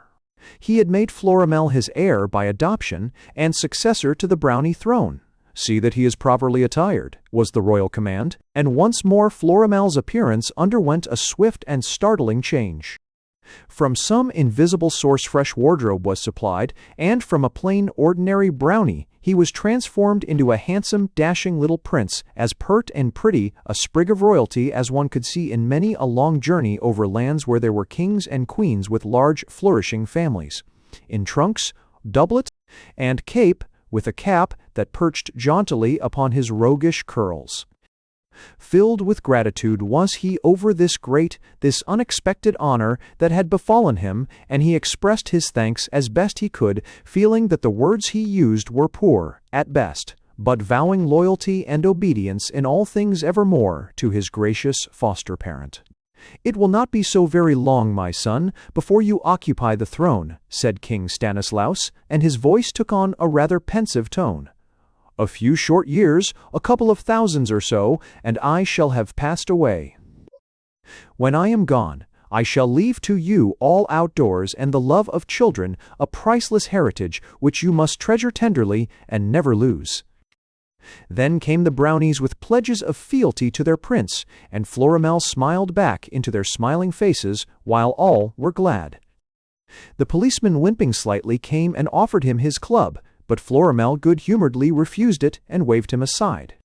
The sailor came next with his spyglass, but Florimel laughingly declined it also. Each of the band in a free-hearted way evinced a desire to surrender to him his most cherished possession, and much touched was he by their expressions of goodwill. But the most he would accept was an eagle's feather, which had been dropped by one of the birds to the ground, and which the dude stuck in his cap. Soon matters took on their usual routine, and, noticing that the policeman limped, King Stanislaus asked, "Officer, what's the matter?" "I fell off the palace wall last night, Your Majesty, when I was tacking up the placard." "What did you fall against?" "I fell against my will. One of the fairy guards mistook me for an enemy, and fired a charge of shot at me." "Did you press a complaint?" "No, I withdrew the charge." Into an admiring group some distance off, the well-informed dude was instilling the first principles of etiquette. "It is not good form to try to eat your peas with a knife," he told them. "You should spear them with a fork." And the sailor was growling to the German, "Avast there, you lubber, a dog watch isn't a chronometer." The Indian, with a flourish of his tomahawk, came running to King Stanislaus, and imparted the surprising intelligence. "The dromedary swallowed all the doorknobs, and the knobs are in his stomachs." "Which one of his stomachs?" "I don't know, Your Majesty." Can't you see which looks the knobbiest?" Florimel could not but admire the shrewdness of King Stanislaus in disposing of all matters great and small, and he did not feel that he could ever reign and be as wise as he. The little monarch held his subjects under most admirable control, and in arguments that sometimes rose between them, one word from his lips would effectually settle all dispute. And so they wandered on and on, hiding away from sight ere the first rays of the morning sun could strike them, and sallying forth again when the stars began to shine at night. Many a harmless prank they played, and helpful deed they did, in which Florimel took hearty part, and he grew to love them more and more, as they did him. One thing was a source of great surprise to him, yet, after he considered, it was not surprising, which was that all dumb creatures, whether of the fields or air, were the Brownies' friends, and loved them. In countless ways they all evinced delight whenever these good-natured little goblins were at hand, for they knew that they would help instead of harm them. Even the savage animals that had so lately thirsted for Florimel's blood proved tractable, and neither they nor the Brownies showed the slightest fear of each other. All was harmony between them, and the industrious animals went on with their task of gathering bones, without caring whether the Brownies were near or far. So on they fared with light hearts that had never a care. The country grew less wild and mountainous, till there were emerald fields, green copses, and flowers blooming everywhere. The sweet, caressing air had just a soft reminder of the sea in it. And, while they hid away one day in a leafy covert, while the birds in the branches round them were pouring their hearts out in gladness, piercing screams suddenly rent the air and caused all great alarm. "Let us make haste," cried Florimel, springing to his feet. But when he started, King Stanislaus tried to hold him back. "Have a care, Florimel," he warned. "It may be a decoy to entrap us." "Let me go," said Florimel, struggling. He broke from King Stanislaus's kindly, well-meant grasp, and ran with might and main in the direction from which the terrifying sounds still came. The Brownies looked at each other in great dismay. Into what danger had their beloved Prince Florimel so recklessly plunged, and would they ever see his face again? Chapter 8. Queen Titania's Great Peril. Prince Florimel sped with the fleetness of a deer in the direction from which had come those agonizing cries for help. As he fairly flew over the ground, he saw the fairies and cupids who had been Titania's companions, and they pointed in a frenzy of alarm to the clump of rainbow roses, in the midst of which their unfortunate queen was in the clutches of the dreadful human octopus. The monster was still tightening his vice-like grip, and tortured by the pain of his loathsome embrace, Titania was fast relapsing into unconsciousness. Florimel drew near, and was aghast at what he beheld. As his eye took in the frightening spectacle, he realized that there was not a moment to lose. Quick as a flash, he whipped an arrow from his quiver and placed it to the bow. He aimed the arrow straight at the human octopus, and back to its greatest tension pulled the cord. Once again the cord proved true, and the speeding arrow cleft the human octopus in twain. His shell fell instantly apart, and from the interior there flew away into space a vapory-looking object, with a long, trailing red cloak that had all the lightness and airiness of gauze. Dumbfounded was Florimel by this most unexpected and amazing sight, but there were other matters more urgent and pressing to demand his immediate attention. With her strength almost spent, Titania reeled and seemed about to faint, but Florimel sprang to her aid and sustained her in his arms. He strove to assure her that there was nothing further to fear, until at last she began to recover her composure. "Noble prince," she murmured, in tones that thrilled him, "you have saved my life, so henceforth it is yours." Florimel sank upon one knee before her, and kissed the pink fingertips of the dainty hand she extended to him. Looking up into her face, he thought he had never seen anyone so beautiful as she, while her tiny heart throbbed faster at the sight of him in all his gallant trappings, and she was very sure she had never seen anyone so handsome. Then came in the greatest excitement all the fairies and brownies, for these latter little people, when Florimel left them, had followed close upon his heels to aid him if need be, since, in spite of mystic power that had temporarily passed with night, they were too brave to desert a comrade when danger threatened. The horror and fear of what they had just witnessed was too much for many of the fairies, and the kind-hearted brownies had the interesting task of conveying some to places of safety, where they could receive proper treatment. In this work, even the Chinaman willingly assisted. A group of curious sprites with much interest inspected several of the creature's tentacles, while Queen Titania's overjoyed subjects crowded around Florimel with such profuse expressions of gratitude that he was much embarrassed. "What did I tell you?" cried Violet, and "What did I tell you?" echoed Daffodil, while all with much timidity examined the green mottled shell that lay in halves upon the ground. "That was the horrid thing we saw in the clock." "Well, never mind now," said Queen Titania, with a sigh of relief. "One monster will not trouble us again." In spite of what the Queen said, Florimel was not so sure that they would have no more trouble, since he had seen the wraith-like red spirit fly from the shell of the human octopus off into the air. Somewhere he feared this strange, evil being lurked to wreak further harm. Not wishing to cause uneasiness to Queen Titania, however, he said never a word. Then brownies and fairies mingled together in happy, joyous mood, but Florimel and Titania withdrew from all the rest, and had eyes only for each other. "I think I can guess how all this is going to end," said the policeman to the sailor, in a voice that showed great resentment. "Avast, you lubber," sharply reproved the sailor. "Now what I mean?" "I mean that Florimel has fallen in love with the Queen, and will marry her." "How can he? Florimel is a brownie, and brownies never marry." "But Florimel is not a real brownie. He's only been taken into the band. Just look at them now." The sailor cocked his eye to where Florimel was bending over Titania, with his head very close to hers. "Shiver my timbers," he cried. "They do look orange-blossomy." Noting the impression Queen Titania was making upon Prince Florimel, Dame Drusilla determined to exercise her arts upon the immaculate little dude, with whom she was very much taken.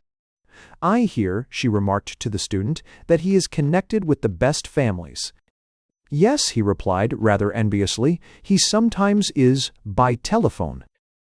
But as soon as she could do so, she joined the group in which the dude held forth vivaciously, and when opportunity presented itself, contrived to say, "Ah, sir, in your pretty ways you remind me of the gallants of old times." "You must be able to remember quite far back," he said, as he looked at her through his monocle. "Forsooth, kind sir," she hastened to say, "I only speak through hearsay. What I know my great-grandmother told my grandmother, who told my mother, who in turn told me. As you can plainly see, I am different from other fairies. They call me a beauty of the old school." "Hasn't school been out a good many years?" he asked. "I fail to comprehend you," she said with a blush.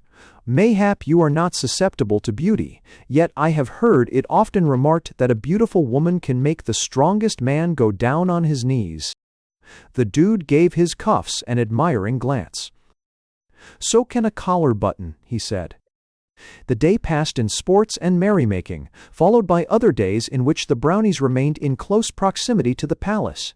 During all this time, Florimel and Titania were much together, and their attachment for each other was remarked by all. The brownies, growing uneasy over the thought that they might lose their new companion to whom they had become so friendly, were eager to move on in quest of fresh scenes and adventures. King Stanislaus, with the belief that this might be a passing fancy on the part of Florimel, humored his wishes and ordered the band to remain. When he reached the definite conclusion that it was not, he said, "My son, we have been here now quite a long time. Do you not think we had better seek some other place where we can do good?" Florimel's face showed his disappointment. "No matter where one may be," he said, "there are always plenty of opportunities to do good. Why not continue here, where we are all so happy?"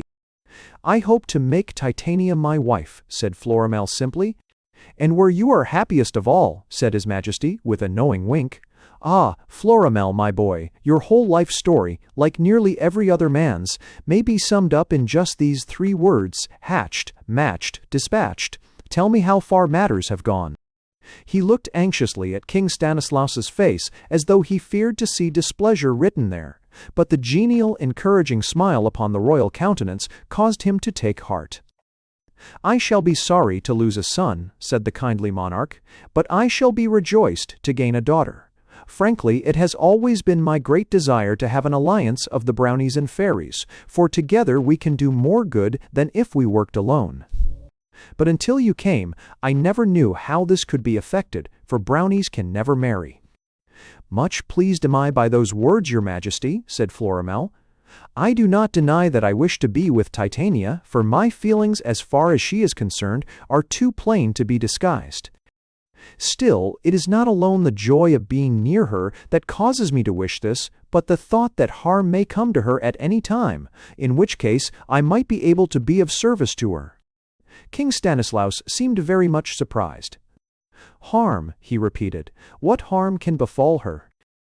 "You forget the great danger she was in from the human octopus," reminded Florimel.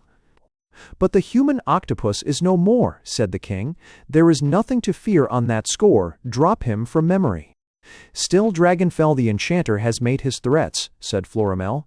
"They may be wild, foolish threats, yet they cause me great uneasiness. I fear for the queen because of him." Then he told the king for the first time how the red spirit, after the human octopus had been cleft in twain by the magic arrow, had flown away into the air, to bide his time, perhaps for further mischief and wrongdoing. His Majesty's little weazened face turned very grave at the recital. "Still, Florimel, I would not worry," he said. "I will caution all the band to keep a sharp lookout for the rascal. And do you, my son, woo and win Titania, for my blessing will fall upon you both." To that end, Florimel exerted himself, but it was an easy task, since Titania loved him fully as dearly as he her. So when they were seated once at twilight on a stone bench in the palace garden, very close to each other, he asked the question ever trembling on his lips, and she did not say him nay.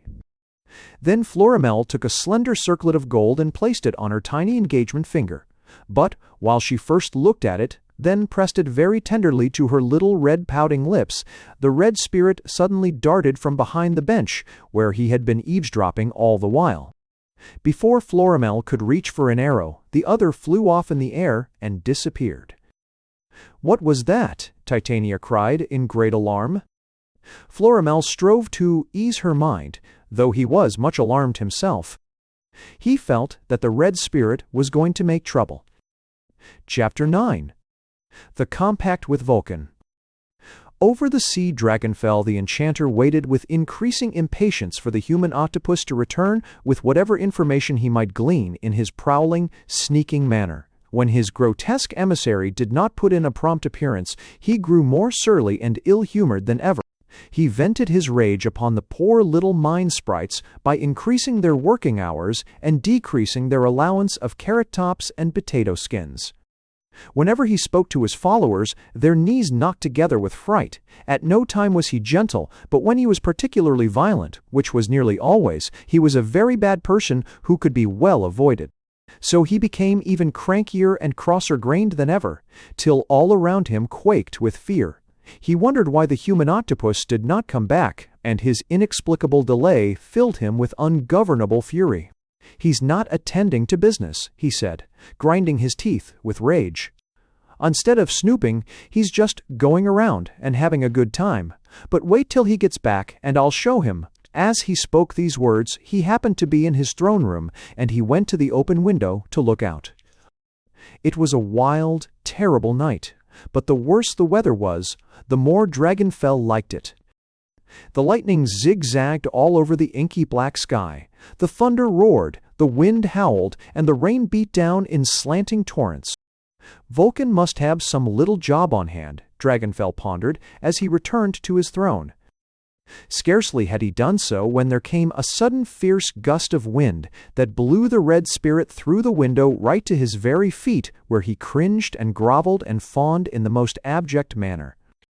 "How now, you rogue?" roared Dragonfell above the storm. "Where have you been, and what has kept you? Why have you not returned as you went?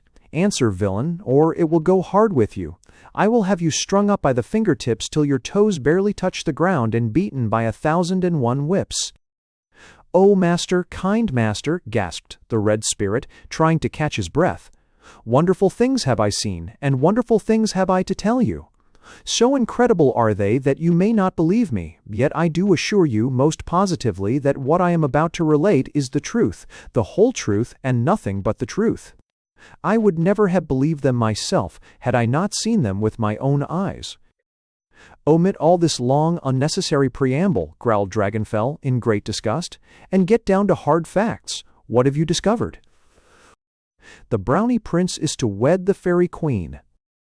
Dragonfell's face went from scarlet to white, then from white to scarlet, then back to white, and then to scarlet again, just like the flashing of a vari-colored electric sign. "How do you know?" he asked, trying to control his temper. "Who told you?" "No one," said the trembling red spirit.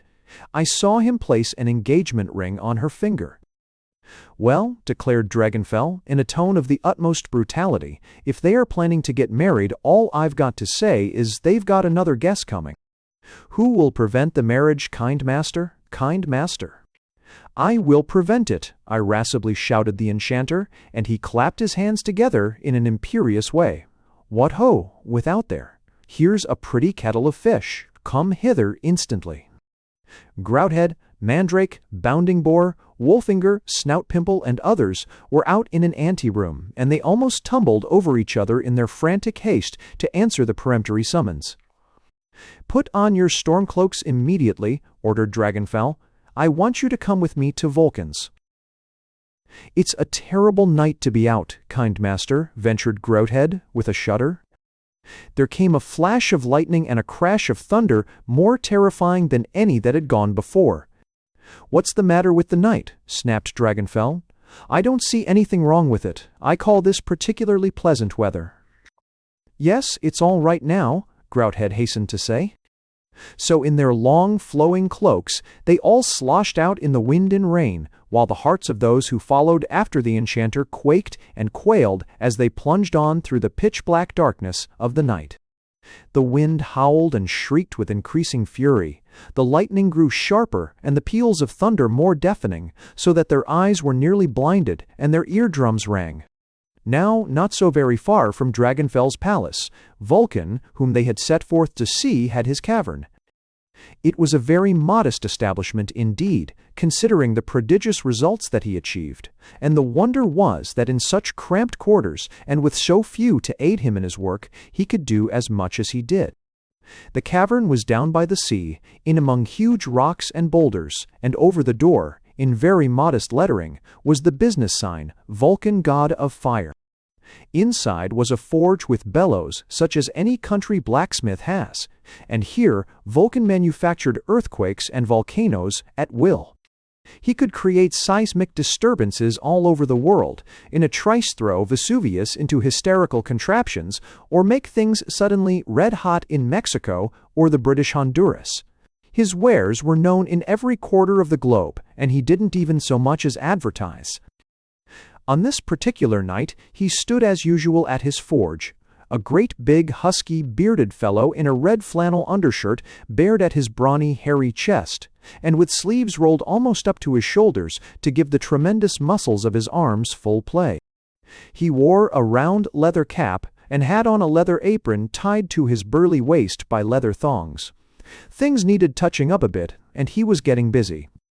"Where are those lazy prentices of mine?" he roared in rumbling tones as he pumped the bellows, while the flames in the forge leaped higher and higher. "One spry, flash, nimble, twist, and the rest of you, where are you, I say? Has my voice grown so weak, you rogues, that you cannot hear me? Come hither this instant." From all directions, in response to the angry summons, came imps in red attire that fitted their lithe, supple bodies as snugly as the skins of eels.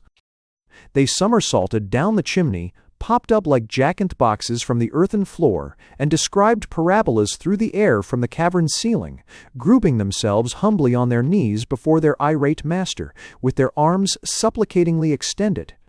"Here at last are you?" again roared Vulcan. "None too soon, either. Where have you been, imps, idling your time away? Quick, heap coals on, all of you, or the fire will be out."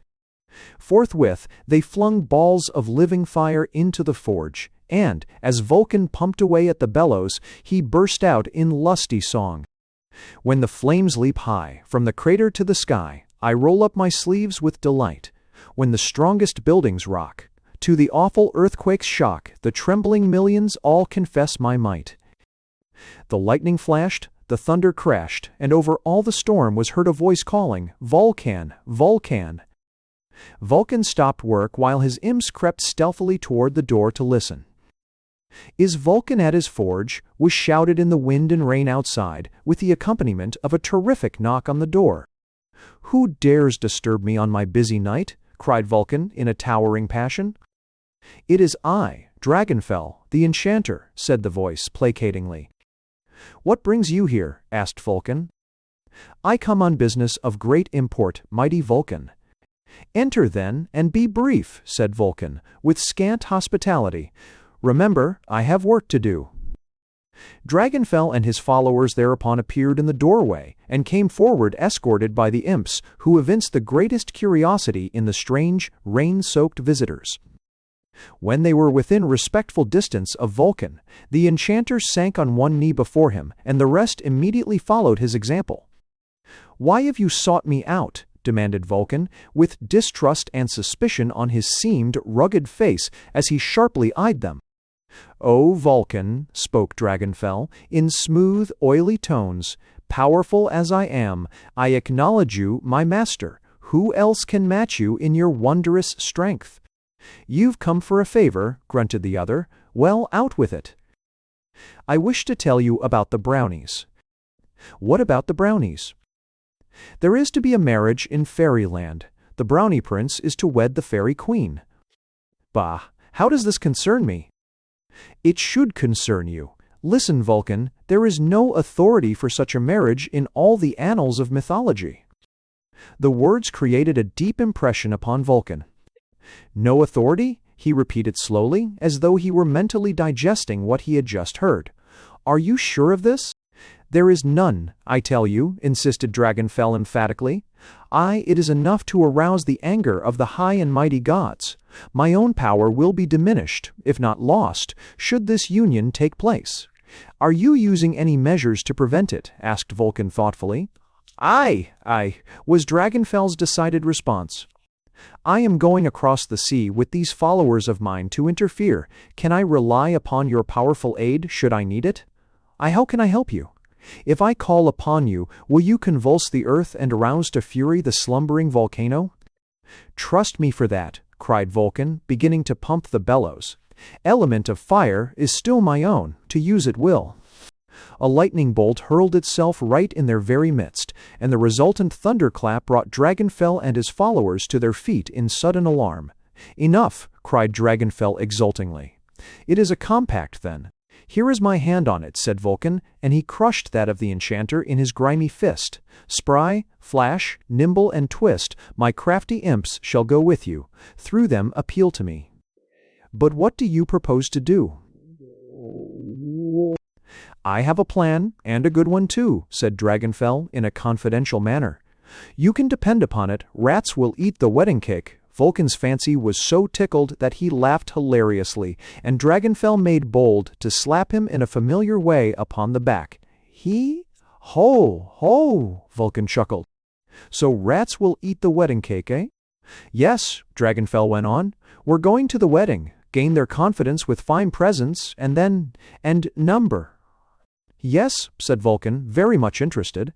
"And then—" Dragonfell leaned over and whispered something in Vulcan's ear which caused him to start back in surprise.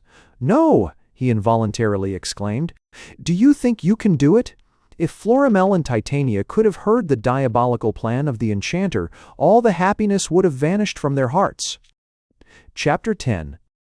The Strange Wedding Guests. Bright and fair dawned the wedding day of Prince Florimel and Queen Titania.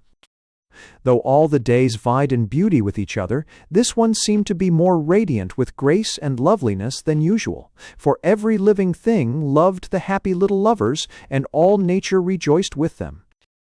The skies put on their tenderest blue, the sun scattered even more of its golden treasure, the winds grew more balmy and caressing, while the flowers were prodigal with perfume, and the birds were tireless with their joyous serenades. Though the ceremony was not to be performed till eve, still the fairies were busy with their preparations at sunup, and the palace fairly hummed with their activities. Long banquet tables had been arranged in the throne room, and on snowy napery were dishes, cups, and saucers fashioned with quaint exquisiteness from flowers, and there were lily chalices of sparkling dew with which to pledge the health of the happy bride and groom. In the kitchen, a host of willing workers were being directed by little Dame Drusilda, and their conscientious efforts showed in ice cream with fruits of all flavors, charlotte russe, mince pies, plum puddings, all kinds of berry tarts, old-fashioned strawberry shortcake, peach cobblers, and apple dumplings. For the menu of the fairies was composed almost entirely of the most delicious desserts imaginable, and they ate what they wished, and as much as they liked, without ever getting the indigestion. So the day wore on toward dusk, and, though to all the others, each hour seemed a minute, and each minute a second, Florimel and Titania in their impatience thought that it would never end. The very sun seemed to stand still as upon Gibeon. He had left the Brownies to their own devices to be with her, and while they talked of their union now so close at hand, both were arrayed in their fine wedding garb. "Are you happy, Florimel?" she asked him for the 1,000th time. "Happier than words can say," was his fervent response. "And you're sure you'll never regret it?" "Yes, positive, Titania. I wonder what's keeping King Stanislaus and the band. They ought to be here by this time." "Oh, Florimel, my happiness would be complete were it not for the thought of Dragonfell." At the mention of the wicked enchanter's name, he gave an involuntary start. "We mustn't borrow trouble on his account," he said, trying to speak lightly. "Well were two efter dies in weight efterduction and production and feta 46. Let us think instead of our approaching happiness." Then fairies came skipping and running from the palace, clapping their hands in sheer delight, cheering and waving tiny handkerchiefs at a great rate. And windows gay with flags and bunting filled with flushed, eager, excited faces all looking out, while the cupids were lifted up in arms so they could better see. "The Brownies must be coming," cried Florimel to Titania. "Let us go up on the palace steps where we can get a view of them." He gallantly offered her his arm and escorted her to a position with the rest, from which they could obtain a glimpse of the road as it wound curving away, with the blue, dimpling sea beyond.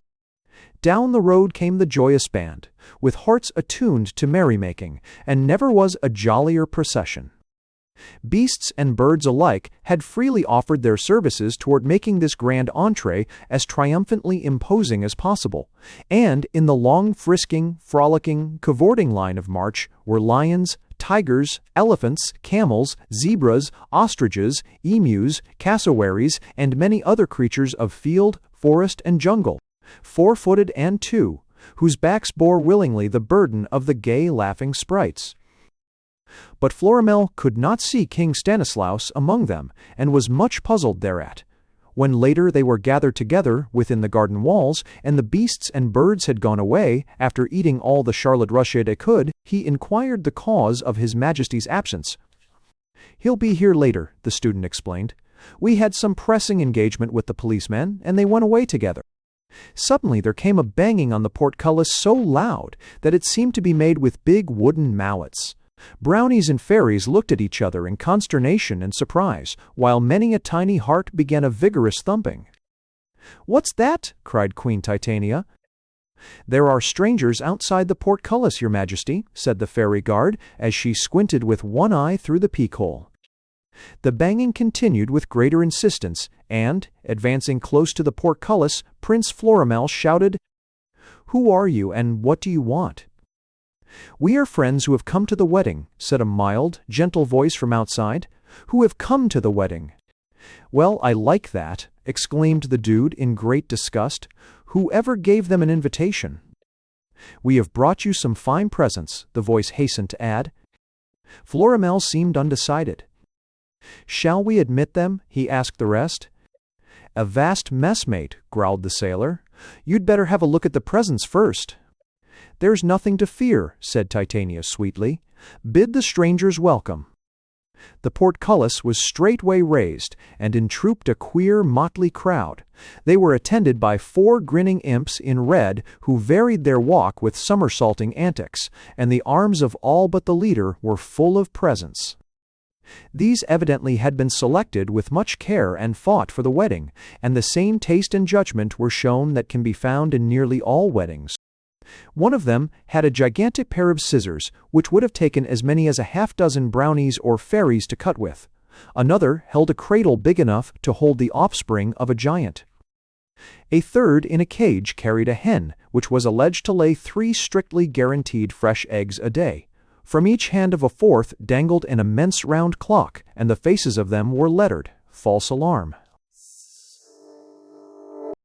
At the instigation of the leader, all grouped themselves in a semicircle humbly before the bride and groom-to-be, and Florimel, who was still somewhat suspicious, asked, "What do you want?" "We are friends," said the leader, in his gentle voice, "most anxious to pay homage to you."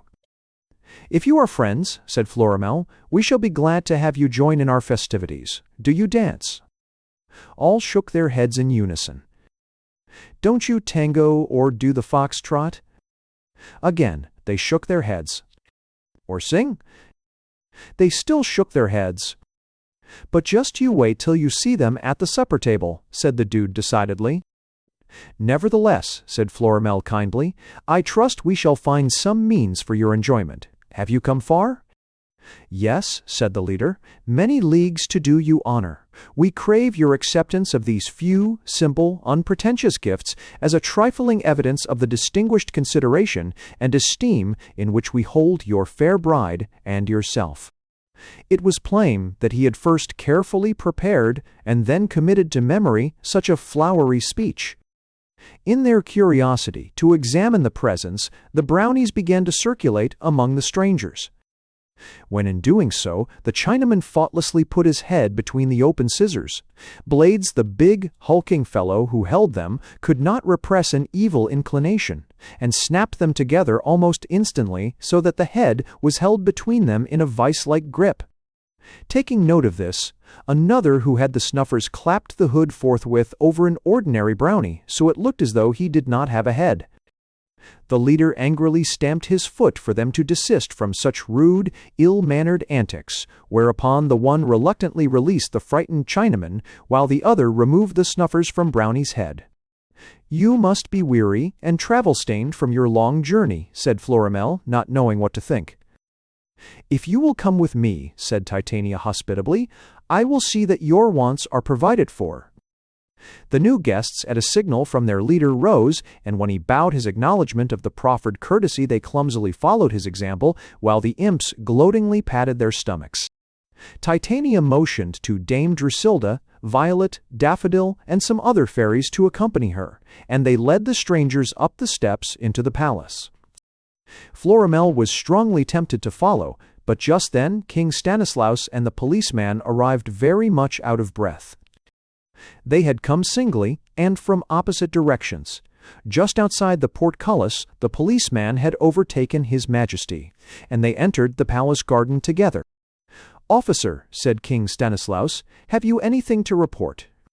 "Yes, sire," said the policeman, twirling his club.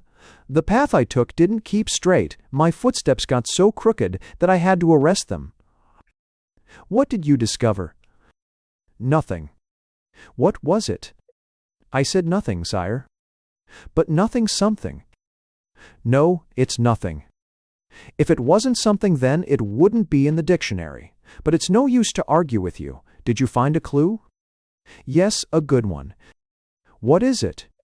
"He wasn't in any of the places I gumshoed to, so consequently they're eliminated. The deduction I've arrived at is that he's in some other place. As he can only be in one place, there's only one place to find. That's easy." "Of whom are you both talking?" asked Florimel curiously. "The red spirit," said King Stanislaus. "We'll catch him yet. But the lovely bride, where is she?"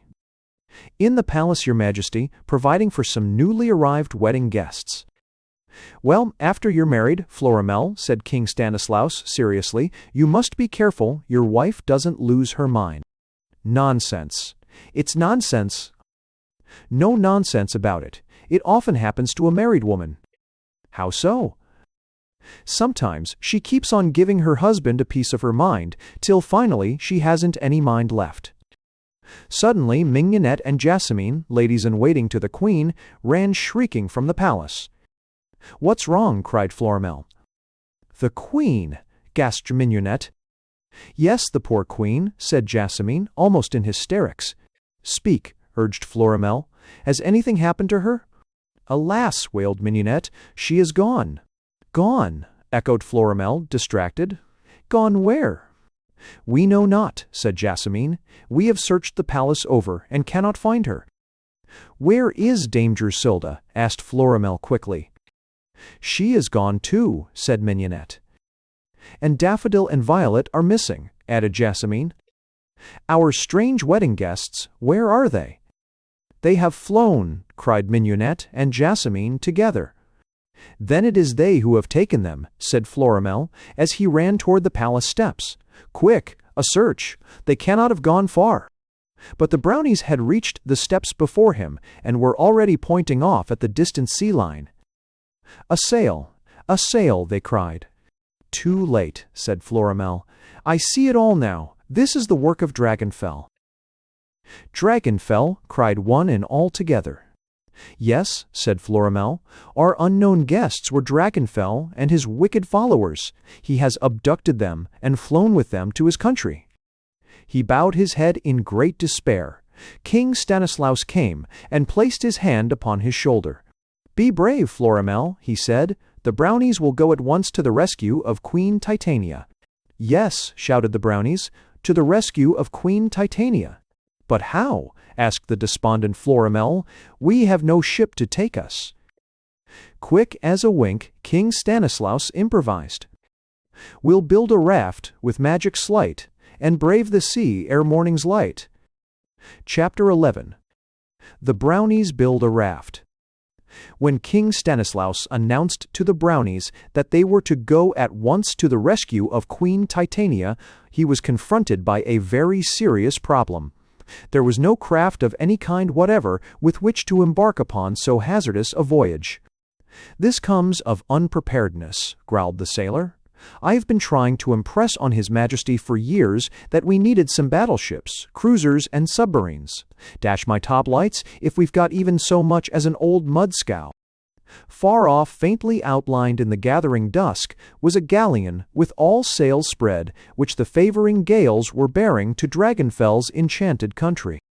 King Stanislaus realized the utter futility of trying to overtake it with another sailing vessel, even if they had been the possessors of one. Dragonfell and his confederates had too much the start of them.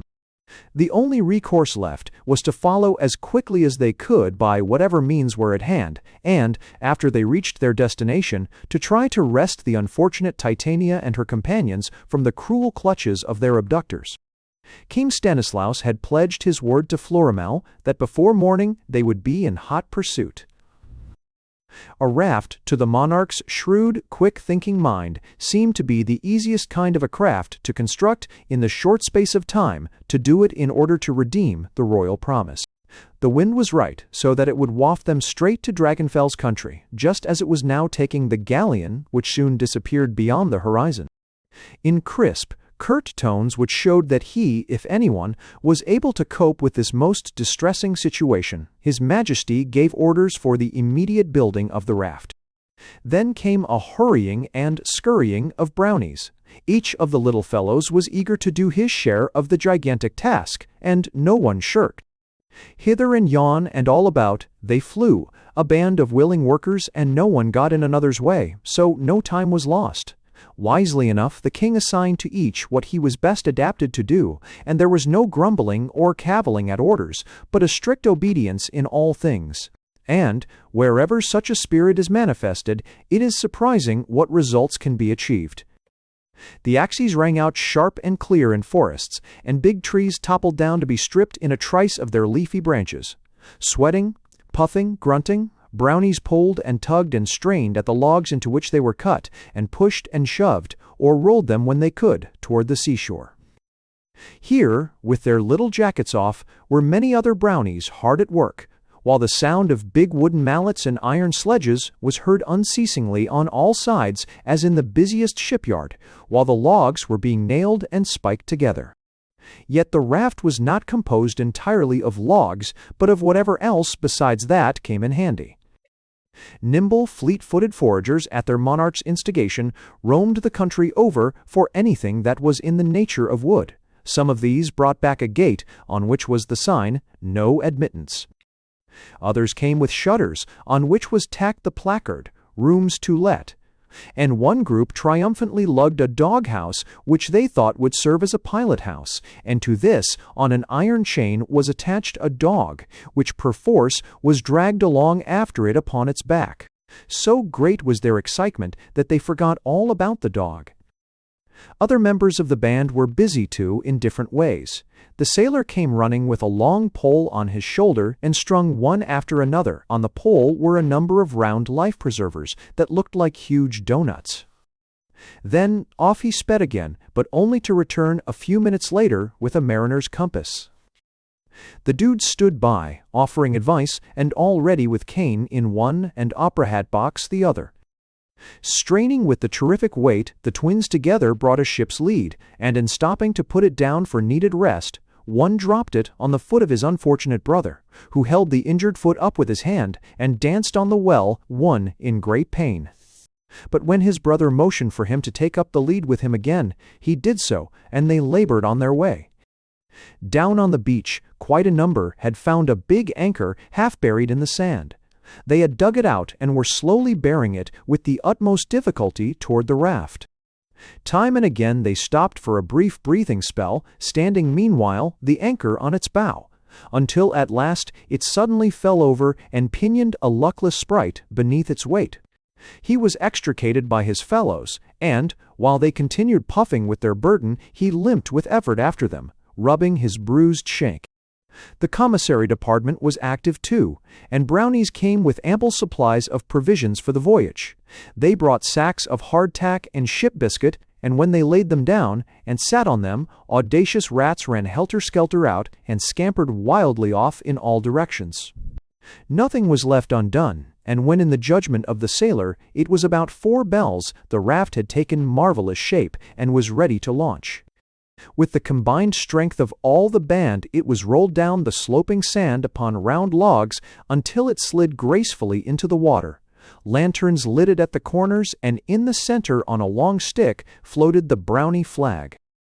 Then all the Brownies clambered on board, and King Stanislaus gave the order to cast off the hawsers. The fairies, weeping yet hopeful of the success of the expedition, watched them from the shore. But before some Brownies under the instructions of the sailor could obey the mandate of the King, Mignonette and Jasmine in wild disorder, and with their hair flying, came running toward them. "The dove!" cried Mignonette. "You've forgotten Euphrosyne's dove." Jasmine at the same time held up a cage in which the dove was perched on a stick. Euphrosyne told Queen Titania she was to send it to her if ever she was in danger from Dragonfell. Mignonette made haste to explain. "I don't know whether we've got room to take it," said King Stanislaus grudgingly. "Besides, I think we're able to manage this little business affair ourselves." "Remember, sire," reminded the policeman, "that Noah once sent out a dove." "Yes, I know," said His Majesty, "but he's hundreds of years behind the times." Still, he did not interpose any objections when the dude reached forth and grasped the cage, which he set upon the raft. Then off they floated without further interruption, the sailor and others pulling them out through shallow waters till they could no longer touch bottom. There were no cheers to mark the departure, for the hearts of all were set with a stern purpose. As they got farther and farther away, the fairies still gazed at them, until someone said, "Don't watch them out of sight. It's unlucky." The tide was ebb, and the wind continued steady and true, so that they made good progress. Some took their little jackets off to catch each puff of air. The shoreline finally disappeared from sight, and then the lights twinkling in the windows of Queen Titania's palace. At last they were so many miles from land that the twins took frequent soundings with their lead, and the sailor, who consulted his compass very often, growled to the watch, "Keep a sharp lookout, you lubber." And their plans all would have gone well, and they would have reached Dragonfell's enchanted country as they intended, if something entirely unexpected had not happened. About 6 bells, as the sailor reckoned, a sudden storm came up. It was a terrible storm, the worst in the memory of the oldest inhabitant. The sailor, who was most weather-wise of all, could not understand it. But Dragonfell could have done so had he wished, for the storm had been manufactured at his request by Vulcan, and it was just as good a sample of what could be done in a hurry as the Brownies' raft. Suddenly the sky grew black, and the stars were blotted out. Then, almost instantly, came a mighty rush and roar of wind, and the seas ran mountain high. "Avast, you lubbers!" roared the sailor. "Take a reef in your shirts and jackets." Lightning lit up almost incessantly gloomy, frowning caverns in the clouds, and the peals of thunder were deafening. The rain poured down on them in sheets, but still the wind howled and raged with unabating fury, and they tossed up and down like a cockleshell. In all the turmoil of alarm, the frightened Chinaman lost his balance and fell overboard, and a huge sea serpent, with eyes of fire gleaming like electric lights above distended, greedy, waiting jaws, rose up from out of the water, with its abnormally long body looking like a series of hoops. The Uncle Sam Brownie threw out a life-preserver, but the sailor, with rare presence of mind, grasped a boat-hook, and, skillfully hooking the end of the despairing Chinaman's blouse, yanked him back on the raft before the monster could swallow him. No craft, however staunch, could withstand such a gale, which grew and grew in violence. The raft shivered and shook under its terrific strain, and there came pistol-like cracks at intervals as the wood splintered or broke apart, while nails and spikes flew up from the groaning, loosening timbers. Slowly but surely, the raft upon which the Brownies had exercised such ingenuity and skill was disintegrating, and the great danger of the band increased with each passing moment. And in the flashes of lightning that illumined the rumbling skies, a huge bird with flapping wings suddenly swooped down, and, seizing the frightened dude by his breeches seat, bore him, dangling face downward, with his cherished cane still clutched in his hand, up, still up, till he was out of sight. The others, all aghast, looked up at him until he disappeared, and wondered if they would ever see him again. And, while they wondered, with their own misfortune forgotten in this greater calamity that had come to their beloved companion, there was heard a crack louder than any that had gone before, and the raft went all at once to pieces. Struggling in the water, or clinging to broken spars, logs, and pieces of timber, the Brownies suddenly found themselves gasping and choking as relentless waves rolled over them, at times submerging them. This was the end, then, of their unfortunate adventure. There was nothing to cause even the slightest ray of hope. It looked as though all the Brownies would be lost. Chapter 12. What happened in the throne room? Led by Queen Titania, Dame Drusilla, Violet, and Daffodil, the strange guests, who had come to the wedding without an invitation, mounted the spacious marble steps and passed into the palace. In spite of a meek, respectful demeanor that it was very hard for them to assume, they could not conceal the gloating satisfaction that was on their faces. In the meantime, the Brownies and fairies were already beginning to enjoy themselves in different parts of the palace grounds. Introductions are hardly necessary when sprites meet, and many found ways of getting acquainted, and were warm friends on their first meeting. Having no suspicion of what was in the evil minds of those she was preparing so hospitably to entertain, Titania with her companions ushered them into the magnificent banquet room. There upon one of the long tables were spread many delicacies to make one's mouth water, and, even before an invitation to partake of them could be extended, the 4 red imps seated themselves before it, and, smacking their lips, began to tuck napkins under their chins. Titania had thought that the guests would leave the presents they had brought out in the hall when they came in, but they still held on to them with a grip so tenacious that she wondered if they really meant to give them up, after all. Nevertheless, in a free-hearted way, she urged the visitors to refresh themselves.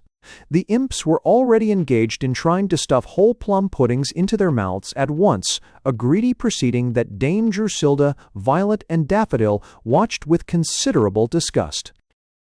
All but the leader started quickly to seat themselves, but he stamped his foot imperiously, and they came to an instant stop.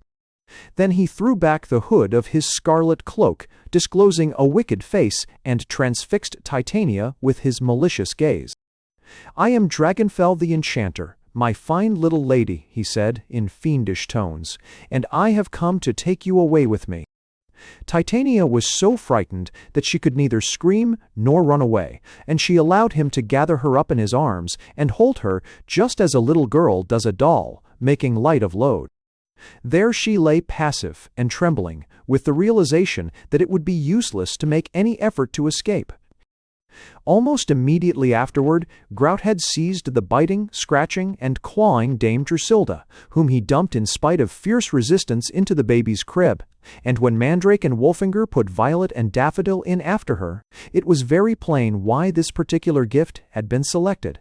"Yes, and you're not going to get these presents either," sneered Dragonfell to Titania, who said never a word. "One bone, you may call me an Injun giver if you like, but I mean to take them back, just the same." With Titania helpless in his arms, he started toward a rear door, while after him came Grouthead and Wolfinger bearing the crib in which Dame Drusilda, Violet, and Daffodil rattled about like dried peas in a pod. The others followed slowly and reluctantly in their wake, casting longing glances backward at the tempting-looking desserts on the table.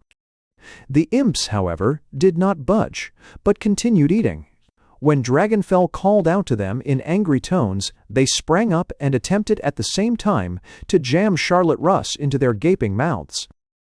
In their frantic haste, they smeared the Charlotte or Russ, whichever the white part is, all over their faces, so that as they hurried after the others with occasional frisky somersaults, they looked as though they had just been lathered by a barber. Out by the rear, all passed into the deserted back garden, where there was a small iron door, locked and bolted from the inside, and with the key, fortunately for their nefarious plans, in the lock. Through this door, Dragonfell and his followers effected their escape with their captives, and ran with all possible speed toward the seashore.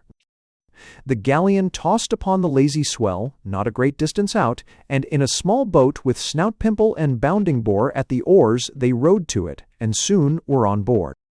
Then the anchor was weighed, and with all sails filling they set their course for Dragonfell's enchanted country, which they reached without mishap of any kind. When they got to their journey's end, and all stood safe upon the shore, the full malignity of Dragonfell was shown. Realizing that the indomitable Brownies would not relinquish Titania without a struggle, but would follow as quickly as they could to wrest her if possible from him, he ordered Vulcan's imps to call upon their master to impede them with a storm. The imps thereupon cast balls of fire into the air, and, even as all bent their steps toward the palace, the enchanter noted with considerable satisfaction quite a change in the temperature. While they stood just outside the massive doors, they heard the sounds of what appeared to be a violent altercation from within. In an agitated manner, as though he feared the worst, Dragonfell quickly threw them open, and was greatly relieved to see the demon usher and Red Spirit engaged in a friendly game of checkers. "You cheated," the Red Spirit accused hotly. "You jumped 3 of my men, when you should have only jumped 2. "Stop it," snarled Dragonfell at them. "You don't know how to play checkers, anyhow." They sprang in consternation to their feet, upsetting the board and causing the checkers to roll all over the floor. While the Red Spirit stood gloating over the success of a venture in which he had played a modest part, the demon usher half skipped, half flew, to the throne, and with a display of much enthusiasm began dusting off the seat with a cloth. With swaggering stride, Dragonfell went to the throne and threw himself in it, while Queen Titania, Dame Drusilda, Violet, and Daffodil all came running toward him. "Oh, sir," cried Dame Drusilla, very much distressed, "why have you brought us poor defenseless girls here?" "Us, my venerable fairy," said Dragonfell, most insultingly. "Venerable," repeated Dame Drusilla. "Oh, you nasty man!" "How do you keep your age?" he sneered. "Easy enough," she replied indignantly. "I never give it away." As she spoke, she made for him as though she meant to scratch his eyes out, but Queen Titania pulled her back. "Don't touch him, Dame Drusilla," she cried, and then turned pleadingly to Dragonfell. "Why have you made me a prisoner and carried me away from home in this way?" "To prevent your marriage to the Brownie Prince," he said coldly. "But we love each other and would be so happy," she said, while tears filled her pretty eyes. "Why do you oppose the marriage?" "Because if this marriage were to take place," he said, with an ugly frown, "it would make you all so powerful as to result in my undoing. You fear," she said reprovingly, "that we will frustrate all your wicked plans." "It must not, shall not be," was his decided response. "The Brownies and fairies have long been my enemies." "If you did good," she reminded gently, "we would be your friends. Tell me, must I stay here always?" "Yes, always," he snapped out. "The sooner you forget your Brownie Prince the better. You shall never see him again." Then Titania showed her spirit. "Oh yes, I shall," she contradicted. "The Brownies will rescue us." "Bah," he said contemptuously, "those poor weak creatures of the night, they could not do it." "The Brownies can do anything," she said, with perfect trust and confidence. "My pretty pet," said Dame Drusilla, "you waste words with him. Let us ask some of these other creatures to help us. Maybe they are not as bad as their master." So she coquettishly sidled up to Grouthead, Bounding Boar, Mandrake, Wolfinger, and Snout-Pimple, who stood nearby in a highly interested group. But before she could say even a word, Grouthead gathered her up in his arms and held her out in the air, while in her fright she kept kicking the turned-in toes of her tiny shoes together. "Don't be alarmed, my dear," he croaked, in tones that were meant to be reassuring. "There's a heart here that beats for you and you alone." "Where's the heart?" she gasped. "In this troubled breast," he roared. "I've half a mind to marry you." "Put me down," she screamed. "I wouldn't marry anyone with half a mind." Dragonfell rose and stamped his foot angrily, at which silent rebuke Grouthead set Dame Drusilla hastily down. She gave a sigh of great relief and, gathering up her skirts, flew toward the enchanter. "Oh, sir," she implored, "can nothing move you?" "Yes," he said in sneering tones, "a ton of dynamite. You are a pippin, but you withered on the stem." "You villain," she screamed, shaking a tiny clenched fist at him. "I could annihilate you for that. You deserve worse." And she made for him again, but the tactful Violet and Daffodil grasped each of her arms and held her back. Dragonfell grinned most provokingly, and his myrmidons fairly shook with glee, while the demon usher cackled his exultation and poked the red spirit on his elastic ribs. Titania took a little spiderweb affair of a handkerchief from her bodice, for her eyes threatened to fill again. Noting the coming tears, the wicked enchanter hastened to say, in tones that were meant to be particularly comforting, "No harm shall befall you. When you have a wish you have but to name it." "I have one now," spoke up Titania quickly. "So have I," added Dame Drusilla. "I'll hear yours later," said Dragonfell to the latter gruffly, and then turned to Titania with what he thought was a most winning smile. "What is yours?" "I want my Brownie Prince." "Didn't I tell you you were never going to see him again?" said the enchanter in disgust. "Ask me something else, and make it as hard as you can." But Titania had no other wish, and Dame Drusilla was given no opportunity to make hers known.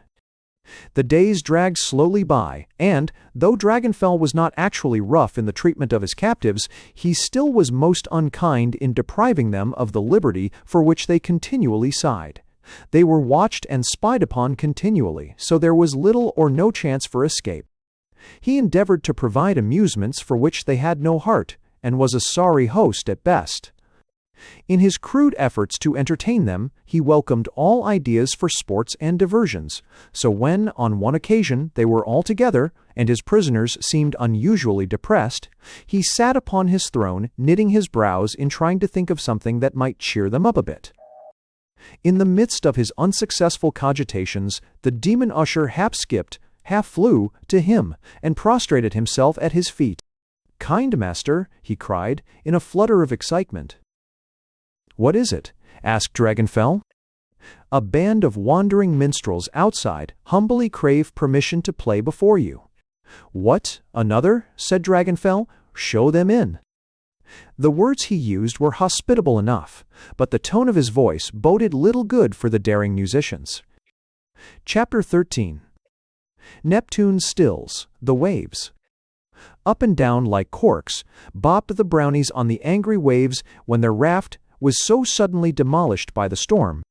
The blackness of the night was so intense that even with their supernatural vision they could not see each other save in those vivid streaks of lightning that came often and for a brief moment made all around as bright as day. The wild wind and waves bore them farther and farther apart from each other, so that it was everyone for himself, which was against all principle in a band that delighted in mutual help. But in this case they could not give it. The water got in their noses and mouths, causing them to gasp, choke, and splutter, while their ears rang and their eyes were nearly blinded. Desperately they clung to the splintered pieces of debris, to the doghouse that spun over and over, to the gate that turned upside down, or straddled logs that kept rolling with Brownies first up and then under, like teetotums. And others, not so fortunate, with strength fast leaving them, still swam the waters seeking and groping in vain for some object to sustain them. Then, right in the midst of all their terrible danger, when hope was fast departing from all hearts, a wonderful thing happened. There came a sudden radiance that was not the lightning's flash, illuminating old Father Neptune and a bevy of lovely-faced dryads in a golden chariot that furiously galloping seahorses drew across the waves. In a brief space, no longer than a second, the god of the sea and his beauteous attendants passed on out of sight. But almost with their disappearance, the lightning and thunder ceased, as did the rain, the wind died down, the stars once more shone out, and the water grew as smooth as glass. When buffeted no longer by boisterous winds and waves, the chance the Brownies had to save themselves increased immeasurably. They could now see and hear each other, and when someone swimming in the water called for help, there were those on debris who reached over and pulled their exhausted comrade on board. They shouted at each other in the dark, and by using their feet as paddles contrived at last to bring whatever they floated on close together. Then King Stanislaus, who with Prince Florimel was astraddle of a log, with much anxiety began to take an inventory of the band.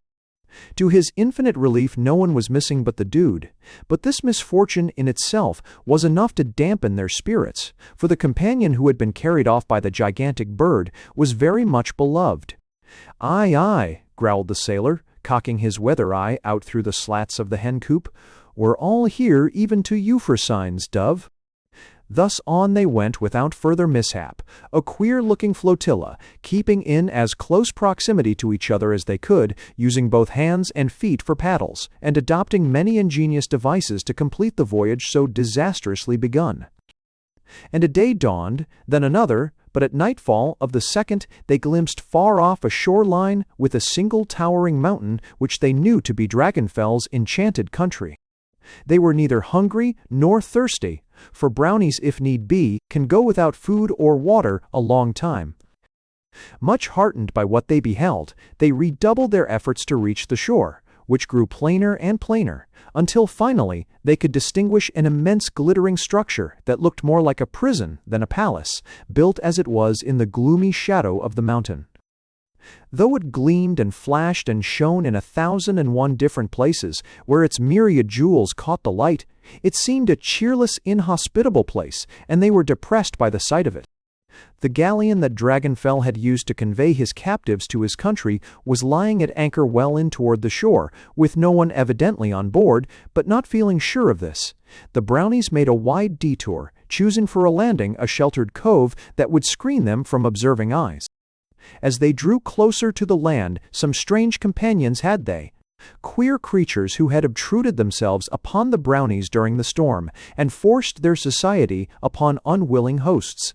A motley gathering from air, sea, and undersea that occupied choice places upon the flotsam and jetsam, to which the little fellows so precariously clung with amazing vim. There were comical-looking, long-legged, long-billed cranes and herons, and squat-flappered, web-footed penguins.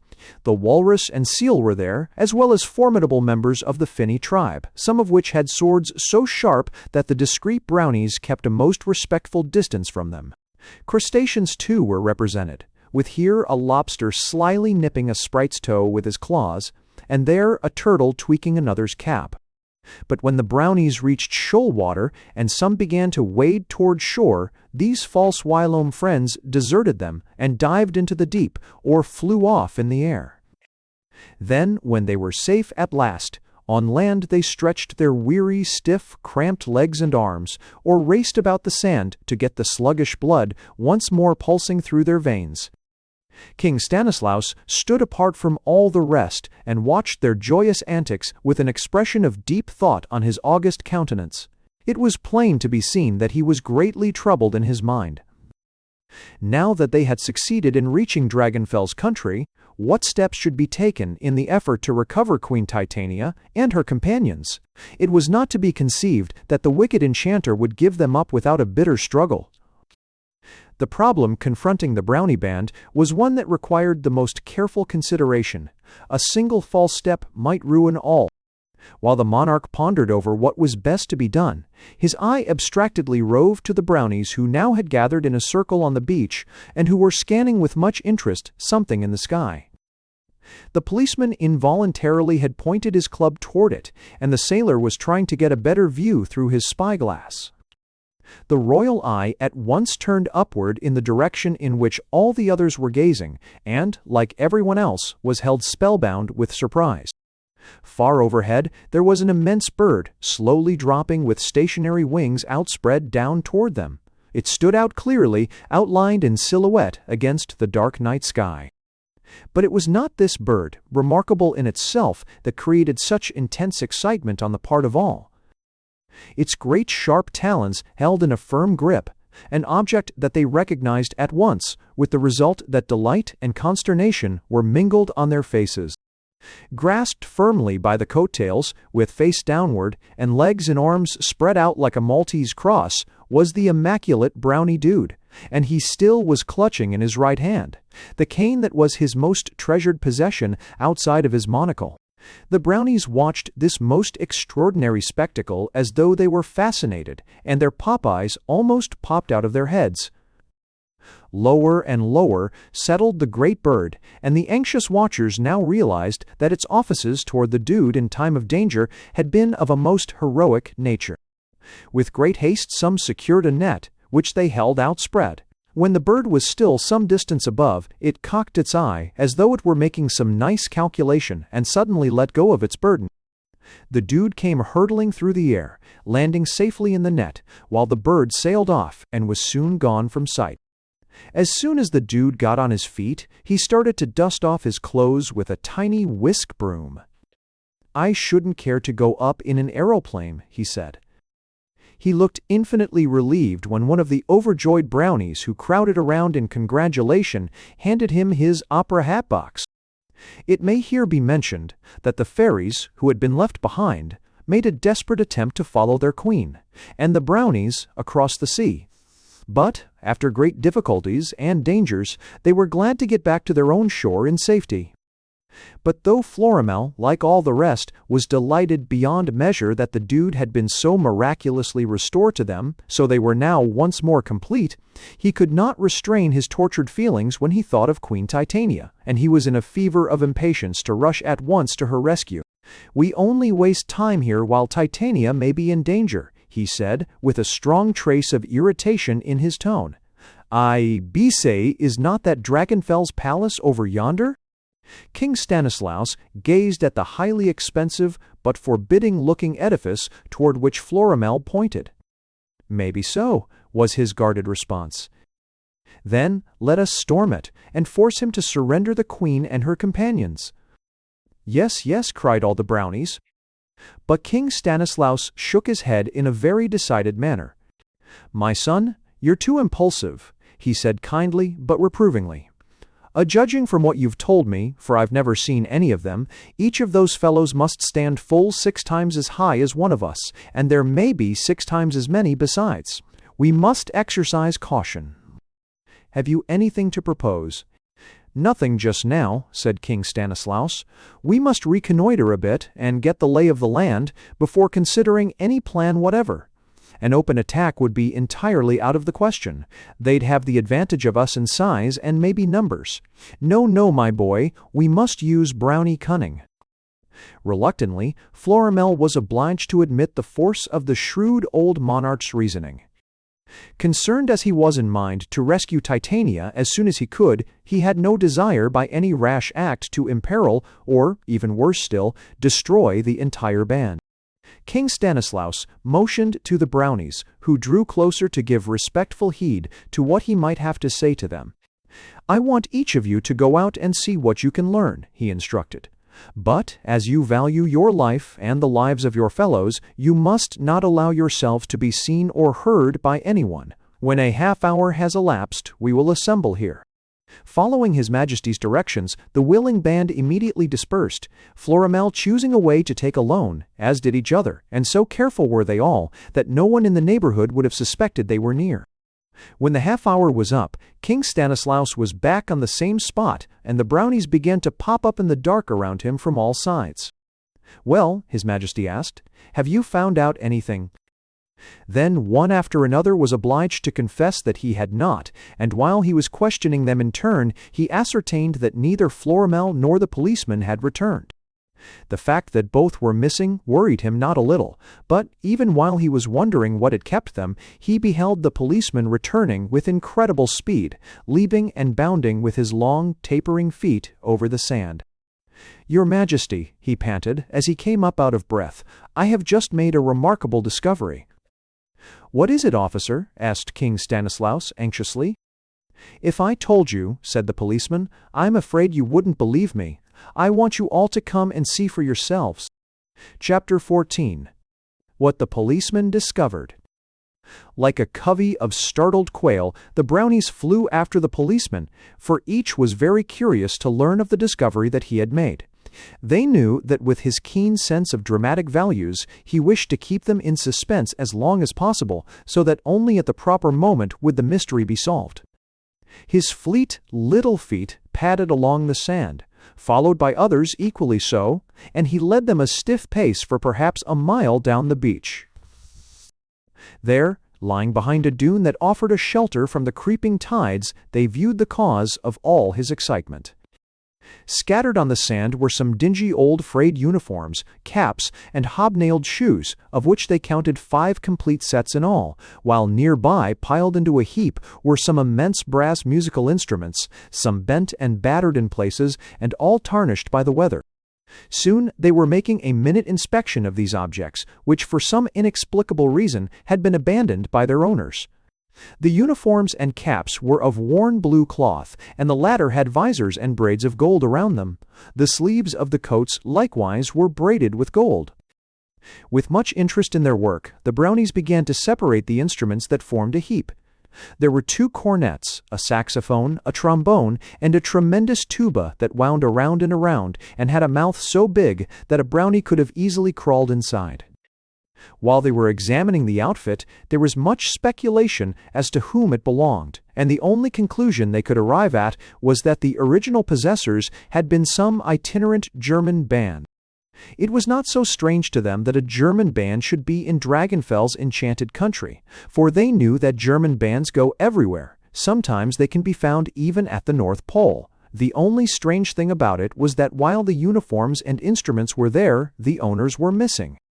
I wonder what's become of the band, said King Stanislaus, very much puzzled.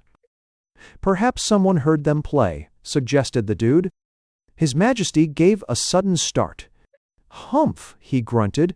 What you have just hinted at rather unsettles an idea that suddenly occurred to me. "Maybe you were thinking of the same thing I was," said the policeman. "That's very possible," said the monarch, "for great minds sometimes think alike. I was thinking that some of us could disguise ourselves as a German band and maybe gain admittance to the palace." "That's just what I was thinking," said the policeman. "In that way," went on King Stanislaus, "we might be able to get some knowledge of Dragonfel's real strength and find out just how we stood. The chance might come to us to spirit away Queen Titania and her companions." "Which of us would you choose, Your Majesty?" asked an eager Brownie. All of them crowded around, each with the hope that King Stanislaus would select him for this task, which involved so great a risk. He looked them over, and finally, with his mind made up, spoke in slow, measured tones. "Of course, I'll be the leader," he announced. "That will leave just 4 to go with me, and I'll take the policeman, sailor, German, and Irishman. The rest of you must hide just outside the palace to be ready instantly in case you are needed." There was great delight on the part of the 4 who were to share with the king the danger, and keen disappointment among all the others. But no one thought of questioning the royal decision. "I didn't forget my tin box of disguises, sire," reminded the policeman. "Good officer," said King Stanislaus with an approving nod. "They'll all come in handy.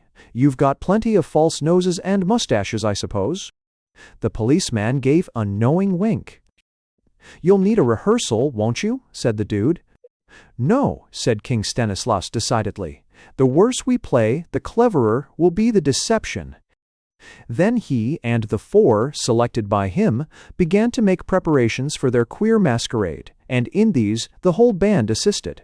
The coats and trousers had probably hung on their original wearers badly, but they fitted the Brownies who tried them on much worse.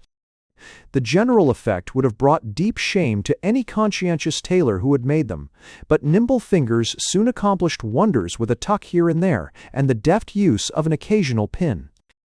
The ends of the trousers had to be rolled up a number of times, and the coats turned up on the inside. When they put on the big, hobnailed shoes, their long, tapering feet were lost in them, and the whole Brownie identity completely disappeared after they had donned the false noses and mustaches that the policeman handed around. No one familiar with the Brownie band would have recognized these particular 5, and their disguise was pronounced admirable by one and all. The breast of the coat that had fallen to the sailor was all covered with medals, and it was the only one of the lot that was decorated in this manner. King Stanislaus thought that as the leader he was more properly fitted to wear this coat, but the sailor seemed reluctant to give it up, so His Majesty good-naturedly did not press the matter. He chose a cornet and the sailor the remaining one. The policeman took the saxophone and the German the slide trombone. That left only the tuba for the Irishman, and it was so big that he could hardly manage it. Thus, fully equipped and with the whole band for an escort, the indomitable quintet set forth on their delicate mission. Dragonfel's palace was a good deal farther away than they had supposed, for the atmosphere was very clear, so that objects at a distance seemed much nearer than they really were. There was a fair road that led to it from the beach, and this took them over a rickety wooden bridge that spanned one of the numerous tidewater creeks in the vicinity. But before they reached the bridge, they came to a small frame structure over whose arched doors was the sign, Neptune Hook and Ladder Co., and Ladder Co., no one, which caused remarks. "Evidently, Dragonfell has a fire department," said King Stanislaus. "This is a most interesting discovery."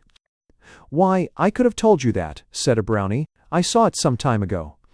"You should have done so," His Majesty reproved. "It may have a very important bearing on what we are about to try to do. But what was that?" Something dim and shadowy flitted past in the dark, with the whirring sound of a night bat. "I saw it," the policeman spoke up quickly. "There was a gleam of red, and I thought I could distinguish a bow and quiver." "A bow and quiver," repeated King Stanislaus, and his face grew suddenly grave. "I hope they were not Prince Florimel's. I am greatly distressed by the fear that some dire mishap has come to him. His Majesty would have felt very much relieved in mind if he could have known that nothing serious had occurred to the prince." When, like the rest of the Brownies, Florimel had gone to seek what information he could, he had strayed nearer to the palace than perhaps in prudence he should have done. With the impetuosity of youth, he was ready to storm the palace single-handed, but he realized that such a rash, foolhardy attempt would only bring disaster to the whole band. So he gazed toward the lights that gleamed from the windows, wondering all the while what Titania was doing at the time, and if Dragonfell was very cruel to her. He was really helpless just then to exert himself in her behalf, and he turned with a sigh to go back. The rigors of the hardships through which he had passed pressed heavily, and excessive weariness overcame him. He felt a sudden faintness, and sank upon a grassy bank to rest. He did not dream that prying eyes for some time had been watching him from an open panel in a fence hard by. Those keen, malicious orbs followed every movement that Florimel made, and when they noticed him yawn and rub his lids to keep the sleep from them, they glittered and gleamed with exultation. Then Florimel's eyes in spite of him closed, and his tired head sank back in the deep grass. From the fence the red spirit issued like a wraith. Noiselessly he advanced toward the unconscious prince, and bending down began with deft, adroit fingers to remove the quiver slung across his back. But light as the thieving touch was, it aroused Florimel, who sprang at once to his feet. Quick though he was, he still was not quick enough. All that he heard was a whirring sound, and in a flash he noticed that his bow was missing. His hand involuntarily sought his back, only to find that the quiver had been craftily taken from it.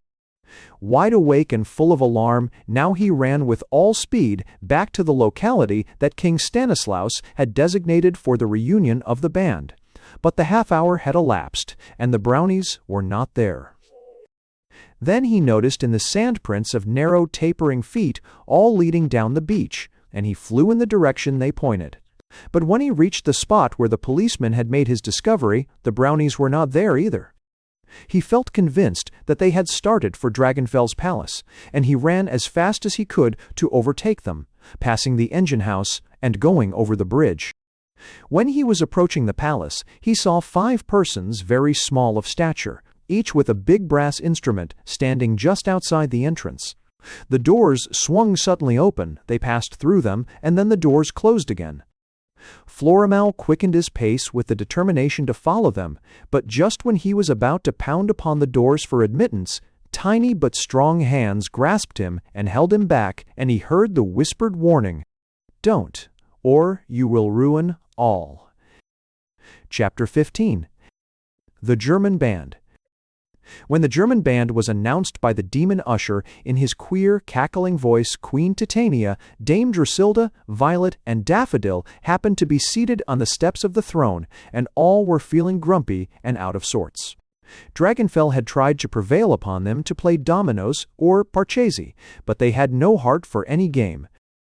Grouthead, Wolfinger, Mandrake, Bounding Boar, Snout Pimple, and others of the enchanter's followers were present, and some of them looked distinctly bored. Snout Pimple was even trying to repress a yawn. Things at the palace had been rather slow since the abduction of Queen Titania and her party, and nothing especially wicked had occurred. When it was known, however, that a number of strolling musicians were going to play for them, a thrill of genuine pleasure ran through the whole assemblage. Titania and her companions were glad, for they felt that some enlivening strains would greatly cheer their drooping spirits. Dragonfell's followers were equally delighted, though they did not care in the least for music. But knowing their master as they did, they were very sure that the prospective concert would prove exceedingly interesting. Escorted by the smirking demon usher, who rubbed his hands together while he cackled joyously to himself, and who half skipped, half flew, before them, the members of the German band entered awkwardly, and clumsily arranged themselves in a semicircle before the throne. There were 5 of them, including the leader who stood at the end nearest Dragonfell, and the others, all diminutive, mustached men with big noses, whose frayed, soiled uniforms fitted them very badly indeed. Their trousers at the ends were rolled up a number of times over, and their coats, which hung on them like bags, actually reached almost to their shoe-tops. Upon the chest of the one who stood next to the leader were pinned a great variety of medals, and he seemed to be very proud of them, since no one else boasted a decoration of any kind. The little audience grouped about the throne gazed at them expectantly, and Titania thought the leader winked at her. But apparently he did not notice anyone, and least of all Dragonfell. His whole attention seemed to be centered on his band. "Are we all here already?" he asked. "Ja," came in chorus. "Well," said he, "I will proceed der roll gal, Louis Noblock." "I was here," said the one with the medals next to him. "Peter Dinkelspiel." "Here I was." "Hermann Schweinskopf." "He's Peen here." "Jakob Schnittger." "Present early." "Emil Moller." There was no response, and all the rest turned and looked at the leader in surprise. "Emil Moller," he repeated, and then, suddenly recollecting something, went on, "Oh, excuse me, I was here, Heinrich von Strauss, Heinrich von Strauss. Wer is Heini von Strauss?" "He was by his bed sick," said Louis Noblock. "What's der matter mit der bed?" demanded Emil Moller, "for why is id sick?" "Neen, Keppelmeister," said Louis Noblock. "Id is Heini vad is sick. He is sick by der inside off der bed." "Why is he sick?" asked Emil Moller. "Yesterday," explained Louis Noblock, "he wend on der Beineck, und he eated 4 dozen Charlotte roosters, und he gets der collywapples." He illustrated his remarks by significantly rubbing his stomach. "A man, 278 is the stresstra, all a mantat, is the topics, is the facting captor talents, is the plains markets, 27 as aquative, and facting 47 were do one men." "Anyone vot Ediat's Charlotte roosters ought to be sick," said Emil Muller decidedly. "Holf, I die eppen wie endi eppen day is a egg." "Olf, blay." All raised their instruments to their mouths, but he held up a warning finger. "En nader ting," he went on to Noblock, "Ayedel Heinrich, of he was not here der morrow morning ad 4:30 in der afternoon. When I gall der rehearsal, arouse mit him, are you ready?" "All, ja." "Den plow yourselves." Then began a wild riot of discord, whereupon Emil Muller quickly took his own dented offending cornet from his mouth. "Wie viel nodblay dot bees," he announced. "ID is no gut." "Wie don't you write some musigs, Keppelmeister?" suggested Peter Dinkelspiel. "I volt, bud. I'm do pussy," said Emil Muller. "I won 40 Streckevels instead dot p odiful Bas von Vonjer der Glock on der Rhein." "Vach, Keppelmeister," corrected Louis Noblock. "Vach vat?" inquired Emil Muller. "It is not a Glock," explained Louis Noblock. "It is a Vach on der Rhein." "A Glock all gone see is besser," said Emil Muller, and in the midst of their second attempt, Hermann Schweinskopf raised his hand and shouted in the effort to make himself heard above the din. "Stob der Pont, I am speaking." "What's der Matter?" asked Emil Muller. "Was is de Bies, you say Webley?" questioned Hermann Schweinskopf. "I say der Glock on der Rhein von Vonner," replied Emil Muller. They started once more, but again came the vigorous interruption from Hermann Schweinskopf. "Stob der Pont, I am speaking." "Why don't you speak your mouth out onto P done mit it?" said Emil Muller angrily. "Was is dis hier Bies, der Glock on der Rhein anyhow? Is it a sonada?" "Yes, undi no," said Emil Muller, reflecting. "Id is a in you and do ah. Are you all ready?" "Ja," they chorused, setting themselves in proper shape. "Well, altogether den, und show de vodel vot you can do." Then came a third attempt, but the leader again stopped them. "Who plu dot bum node?" he sternly demanded. Everyone looked at each other in surprise, and Louis Noblock said, "Well, I don't, dude, see, ID." "I didn't, did it," said Peter Dinkelspiel. "I didn't done id," said Hermann Schweinskopf. "I didn't, did it," said Jacob Schnittger. "You're Devon," Emil Muller accused Louis Noblock. "Ah, alte see you why, you plu dot bum node, no matter what excuse you make." "No, sir," said Louis Noblock stoutly. "I don't duded." "You're Devon," insisted Emil Muller. John A. of pure.bumnode, it was near me. No, sir, denied Louis Noblock. I don't plow no bum nodes. I vas as gut a musiker as you p und maybe vorse. You dake.bumnode und bay yourself, said Emil Muller reminded him. Oh, makes a mice, said Louis Noblock, accompanying the words with sarcastic shakes of his head. I don't see no medals on you. He looked complacently down at his own chest and regarded with satisfaction the big assortment there. Emil Muller was evidently taken aback, but he recovered himself sufficiently to say, I am de leader, und du gan ged, out off der Pont. Wie gan ged along mitout you. Oh well, said Louis Noblock, I can go. Den why don't you? Vat are you standing here for? I vas waiting for my money. How much do you owe me? Asked Emil Muller. I owe you a week's wages, said Louis Noblock. No, you owe me a week's wages. You pay me my money and I go. You dake.bumnode und bay yourself, said Muller. That settled the controversy, and Louis Noblock made no effort to go, nor did Emil Muller urge him. They made another attempt, without any further interruption, and, while their cheeks puffed out and they got red in their faces, no one could tell what tune they were playing. Dragonfell from the throne silently motioned to Grouthead, who went out, and returned a few seconds later with a tray on which were 4 tiny glasses of ginger ale. Jacob Schnitger turned and saw him, and then rushed to help himself to one of the glasses of ginger ale. A moment later, Hermann Schweinscope followed his example, and then Peter Dinkelspiel. Louis Noblock suddenly noticed his companions preparing to refresh themselves and made a frantic dash to join them. That left only Emil Muller, the leader, playing. He looked around to find out what was the matter and then sprinted toward Grouthead, but there was no ginger ale left on the tray. He stood with ill-concealed envy watching the other 4 who were clinking their glasses hilariously. And the quartet began to sing. Halli, hallo, halli, hallo, bei uns geht's immer, je langer, je schlimmer, halli, hallo, halli, hallo, bei uns geht's immer noch so. Prosit, leader, said Louis Noblock mockingly as he lifted his glass, with the other 3 facing around and following suit. Emil Muller was speechless. He kicked his heels together as he watched them drinking and smacking their lips. Dragonfell again signaled to Grouthead, who went out, and came back bearing an immense glass of ginger ale upon the tray.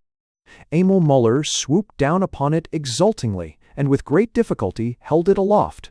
The others of the band gathered around in awe, while Louis Noblock stood on tiptoe to obtain a better view of the glass.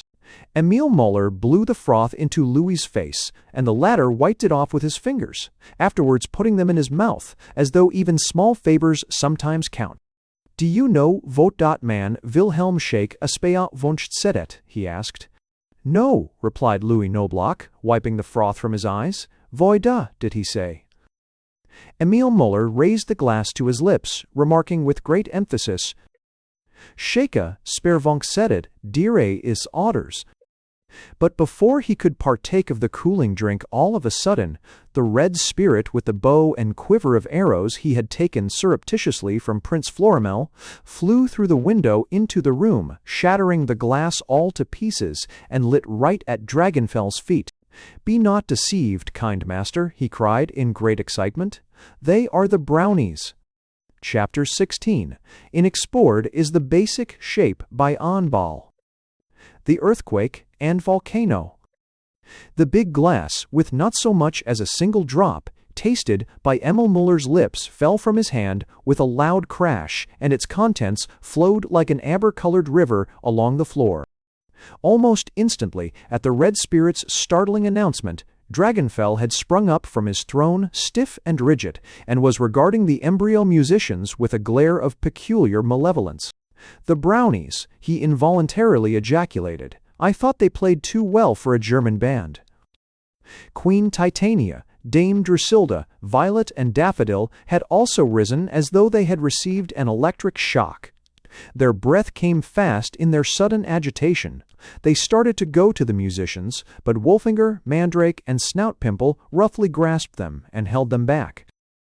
Realizing the failure of a deception that might have achieved success had it not been for the sly spying of the malicious Red Spirit, Emil Muller, otherwise King Stanislaus, turned and faced Dragonfell, his very attitude hurling a strong challenge of defiance.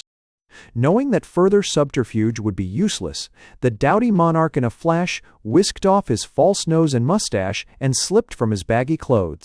Likewise, Louis Knobloch, Peter Dinkelspiel, Hermann Schweinskopf, and Jacob Schnittger removed their disguises, and the unmistakable features of the sailor, policeman, German, and Irishman were revealed. "Yes, we are the Brownies," cried King Stanislaus, "come to demand the instant surrender of Queen Titania and her companions." "Idiots!" snarled Dragonfell in a fury. "You have rushed to your destruction." And he clapped his hands together and shouted to his followers around him, "What ho, there! Summon everyone in the palace. We'll see that these presumptuous sprites meet with fitting punishment." The demon usher half flew and half ran, with even more celerity than usual, to do his bidding.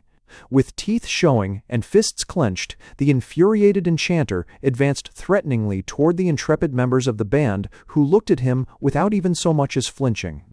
"Have a care," warned King Stanislaus. "Beware of the Brownies' mystic power," and, turning to the sailor, he added, "Quick, the signal!" Instantly, the sailor blew a deafening blast upon his cornet, and in a trice there was the pounding of many fists upon the outer doors, with crashing sounds as though heavy logs were being directed with the force of many hands against them.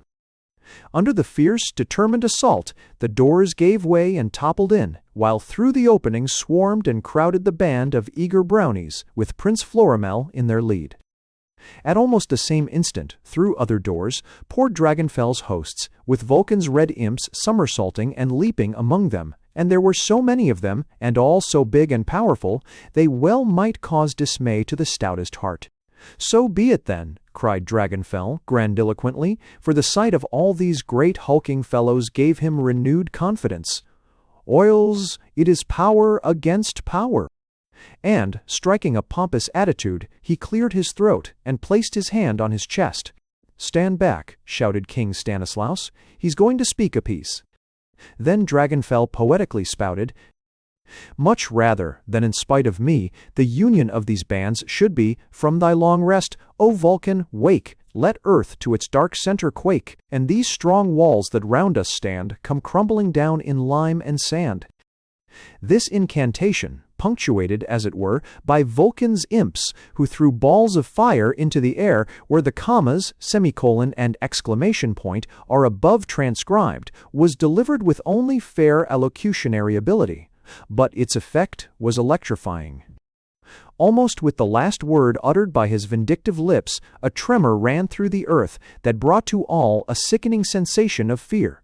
The heavy walls and ornate supporting pillars shook, tottered, and then fell with a terrific crash that might well horrify all, as the vibrations of the earth continued. In another instant, the magnificent palace lay in ruins, illumined by fierce flames that leaped wildly from the apex of the volcano and licked with fiery tongues the very sky. Shrieking and screaming with the horror of it all, Dragonfell's followers and the Brownies alike ran hither and thither, their warfare temporarily forgotten in this more appalling danger that suddenly had come to them. In their fright, some sought ridiculous places of refuge, but it was a matter of speed. True to their nature to help in all times of distress, the Brownies worked well to save things from complete ruin, and if the proper implements had been at hand, the havoc would not have been so severe. But Vulcan was in no mood to quit the quake that was felt in all parts of the palace. Even the state bedchamber was not exempt, and things that had gone up with great care and cost came down with great crash and confusion. But more terrible danger menaced them. The shock of the earthquake was over, and had wrought utter ruin. Still, as far as could be learned, in all the confusion, uproar, and wild excitement, no lives had been lost. Far greater peril, however, threatened from which there did not seem to be a possible way of escape. New horrors faced them on every side. Round and pear-shaped volcanic bombs shot up with tremendous velocity from the crater's boiling mouth, formed from the precious minerals stored for centuries deep in the treasury of the earth. And all of these in a molten red-hot liquid mass were flowing swiftly and irresistibly in a bubbling, hissing, steaming, seething, blood-red river straight on to where the unfortunate Brownies were, among the ruins of the once proud and haughty palace. Before all this occurred, Florimel's quick eye had noticed the audacious red spirit with his stolen bow and arrows, and he had sprung forward to wrest them from him. But the strange, repulsive creature evaded him mockingly and flew off with his booty. The disappointment of the prince was transformed to delight when the next moment he beheld Titania running to him with arms extended. But they never met, for before she could reach his side, the terrible catastrophe of the earthquake and volcano happened, and they were jostled and crowded apart by the throng, who in their great terror seemed to have lost all control of their senses. In all the turmoil, careful watch was kept of the captives. Nearer and nearer came the molten stream of lava, and hotter grew its scorching breath, while huge trees in its remorseless path flared up and shriveled away in an instant.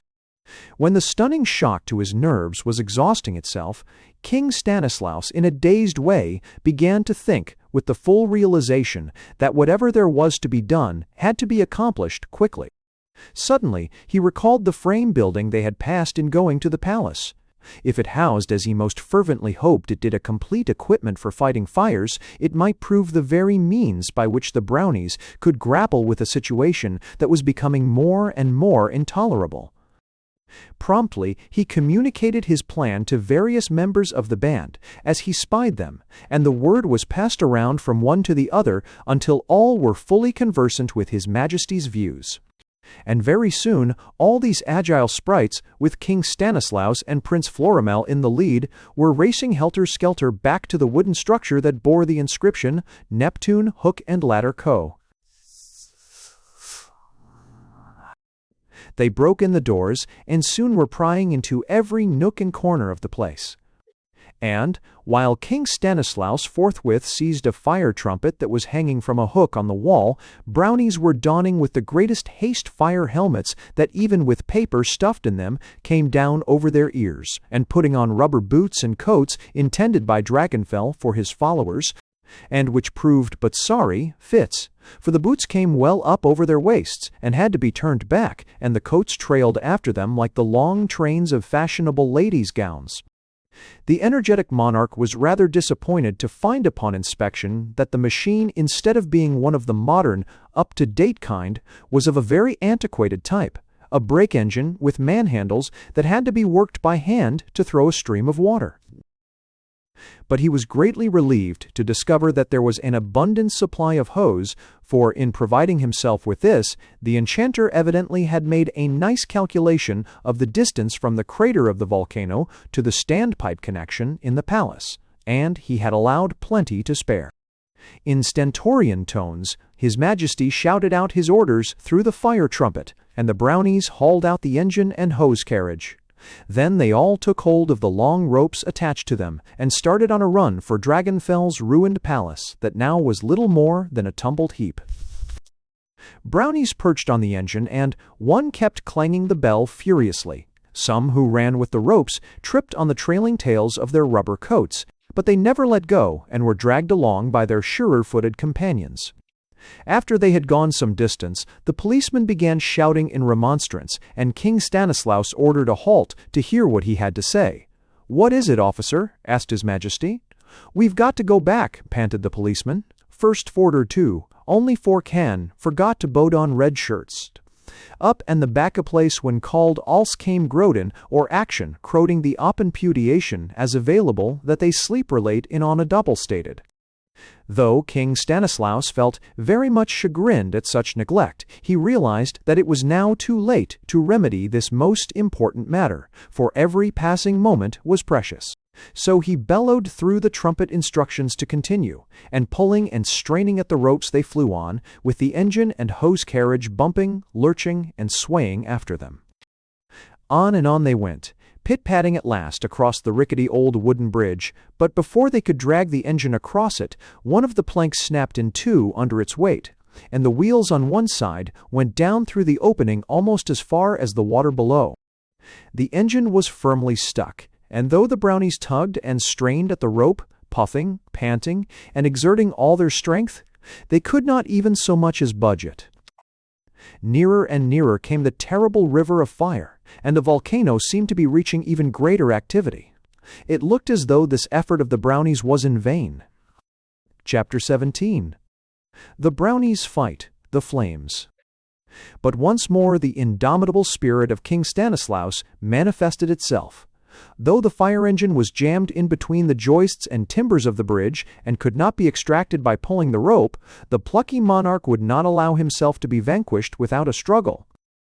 He caused the Brownies to bring heavy planks and farther directed them to wrench off the guardrails of the bridge. The ends of these were placed under the engine, while at those opposite the sprites exerted as powerful a leverage as they could. At the same time, comrades were pulling with all their might and main at the rope. Finally, their combined efforts resulted in raising the engine up on the bridge again, after which it was easily rolled upon the road. This unfortunate delay had seemed much longer than it really was, owing to the exigency of the situation, but they made up for lost time during the rest of the distance and reached the site of the ruins without further mishap. The lava was almost upon them, and they were nearly suffocated by the intense heat. But while King Stanislaus ran here and there directing the preparations and shouting his orders through the fire trumpet, they quickly unwound the coils of hose and effected a connection with the standpipe. The water was thereupon turned on, and while Brownies in helmets, rubber coats, and boots held grimly onto the hose and trained the big brass nozzle on the fast-approaching lava, others manned the handles of the engine, a half-dozen or more being required at each end, and flew hanging to them up and down through the air to furnish the necessary pressure. Though the engine was old and out of repair, it had one redeeming feature. It could throw 2 or 3 streams of water at once as well as one, and the Brownies in their great need forced it to the limit. Immense volumes of water gushed out at the lava, and their contact produced a hissing, boiling sound, while the air was almost immediately filled with steam, which became so thick that it could almost be cut with a knife. In the thick vapors that arose their forms could only be distinguished dimly, and they seemed like shadows flitting to and fro. At times, the hose burst in various places, and streams of water from them spouted high into the air, involving waste. But King Stanislaus proved himself equal to all emergencies. "Stick your fingers in the holes to keep the water in," he shouted through the trumpet. Brownies either poked their fingers through the openings or held their hands against them to prevent the escape of water. The hose got away from those who were holding it, and the terrific stream drenched the dude, Chinaman, and Indian who were directly in its path, sweeping them off their feet. In another moment, the Brownies regained their mastery of it, and once more the water was directed full at the blazing lava. Such efforts were bound to achieve results, and these King Stanislaus noted with great satisfaction. "We're gaining on it," he announced exultantly. "Just keep it up, boys, and we'll soon have the fire out." Thus encouraged, higher and higher flew the Brownies on the handles of the engine, while others continued to play the hose upon the descending lava, which hissed, steamed, and bubbled as the water struck it. As the lava cooled off, it formed a composition resembling asphalt, and upon this the Brownies could walk, unwinding as they did so more and more hose, and all the while getting nearer and nearer to the volcano. Finally, they were directing the stream down the crater's mouth, which gurgled, gasped, and then, instead of flame, began to emit smoldering smoke, which grew less and less in volume. "I guess that settles, Mr. Volcano," triumphantly cried King Stanislaus as he wiped beads of perspiration from his royal brow. "It's a pity the palace was destroyed," remarked the student. "It's Dragonfell's own fault," said the king, "and he has only himself to blame. I wouldn't have that man's mean disposition, no, not for all the jewels and mines he possesses." "Even if he has lost his palace," said the dude, "he's got a fine new macadamized road to the volcano. With a jitney bus, he can make a lot of money from tourists." The fire was practically extinguished, and all danger from it had passed. It was well that this was so, for the first rays of the sun were beginning to appear in the brightening east, and the mystic powers of the Brownies which come at night were fast being exhausted. When the valiant firefighters at last had the volcano under control, Prince Florimel gazed anxiously around for Queen Titania, Dame Drusilda, Violet, and Daffodil, but none of them was in sight. Neither could he observe Dragonfell nor any of his followers, for when they had become assured of safety, these cravens had fled, leaving the Brownies to do all the work. Florimel ran hither and thither, searching among the ruins for those he was so eager to find, and calling aloud their names, but there was no response to his cries, nor could he discover the slightest trace of them anywhere, which alarmed him greatly. The Brownies were taking a much-needed rest, but he got them all to join in the quest, and they hunted in every nook and corner thereabout without success. "This is indeed strange," said King Stanislaus, very much puzzled. "They were here just a little while ago, for I saw them myself. I didn't pay any particular attention to them at the time, for the volcano was keeping me pretty busy." "They have made their escape," said Florimel, "and have again carried off the queen and her companions. The question is, where have they gone?" "I do not think they have gone far," said the king, and his eyes swept the harbor where the galleon was plainly visible. "Perhaps they are on the ship, but I very much doubt it. It may be they are hiding somewhere near." Suddenly, the policeman who was still prowling stealthily around poked his club in a dark, out-of-the-way corner into something flabby, which at once emitted a queer, cackling shriek so uncanny that everyone jumped back in fright. The next moment, he quickly reached in his arm and drew out by the ear the quaking, shaking demon usher, who had no opportunity to practice his eccentric locomotion, but was obliged to crawl after his captor on his hands and knees.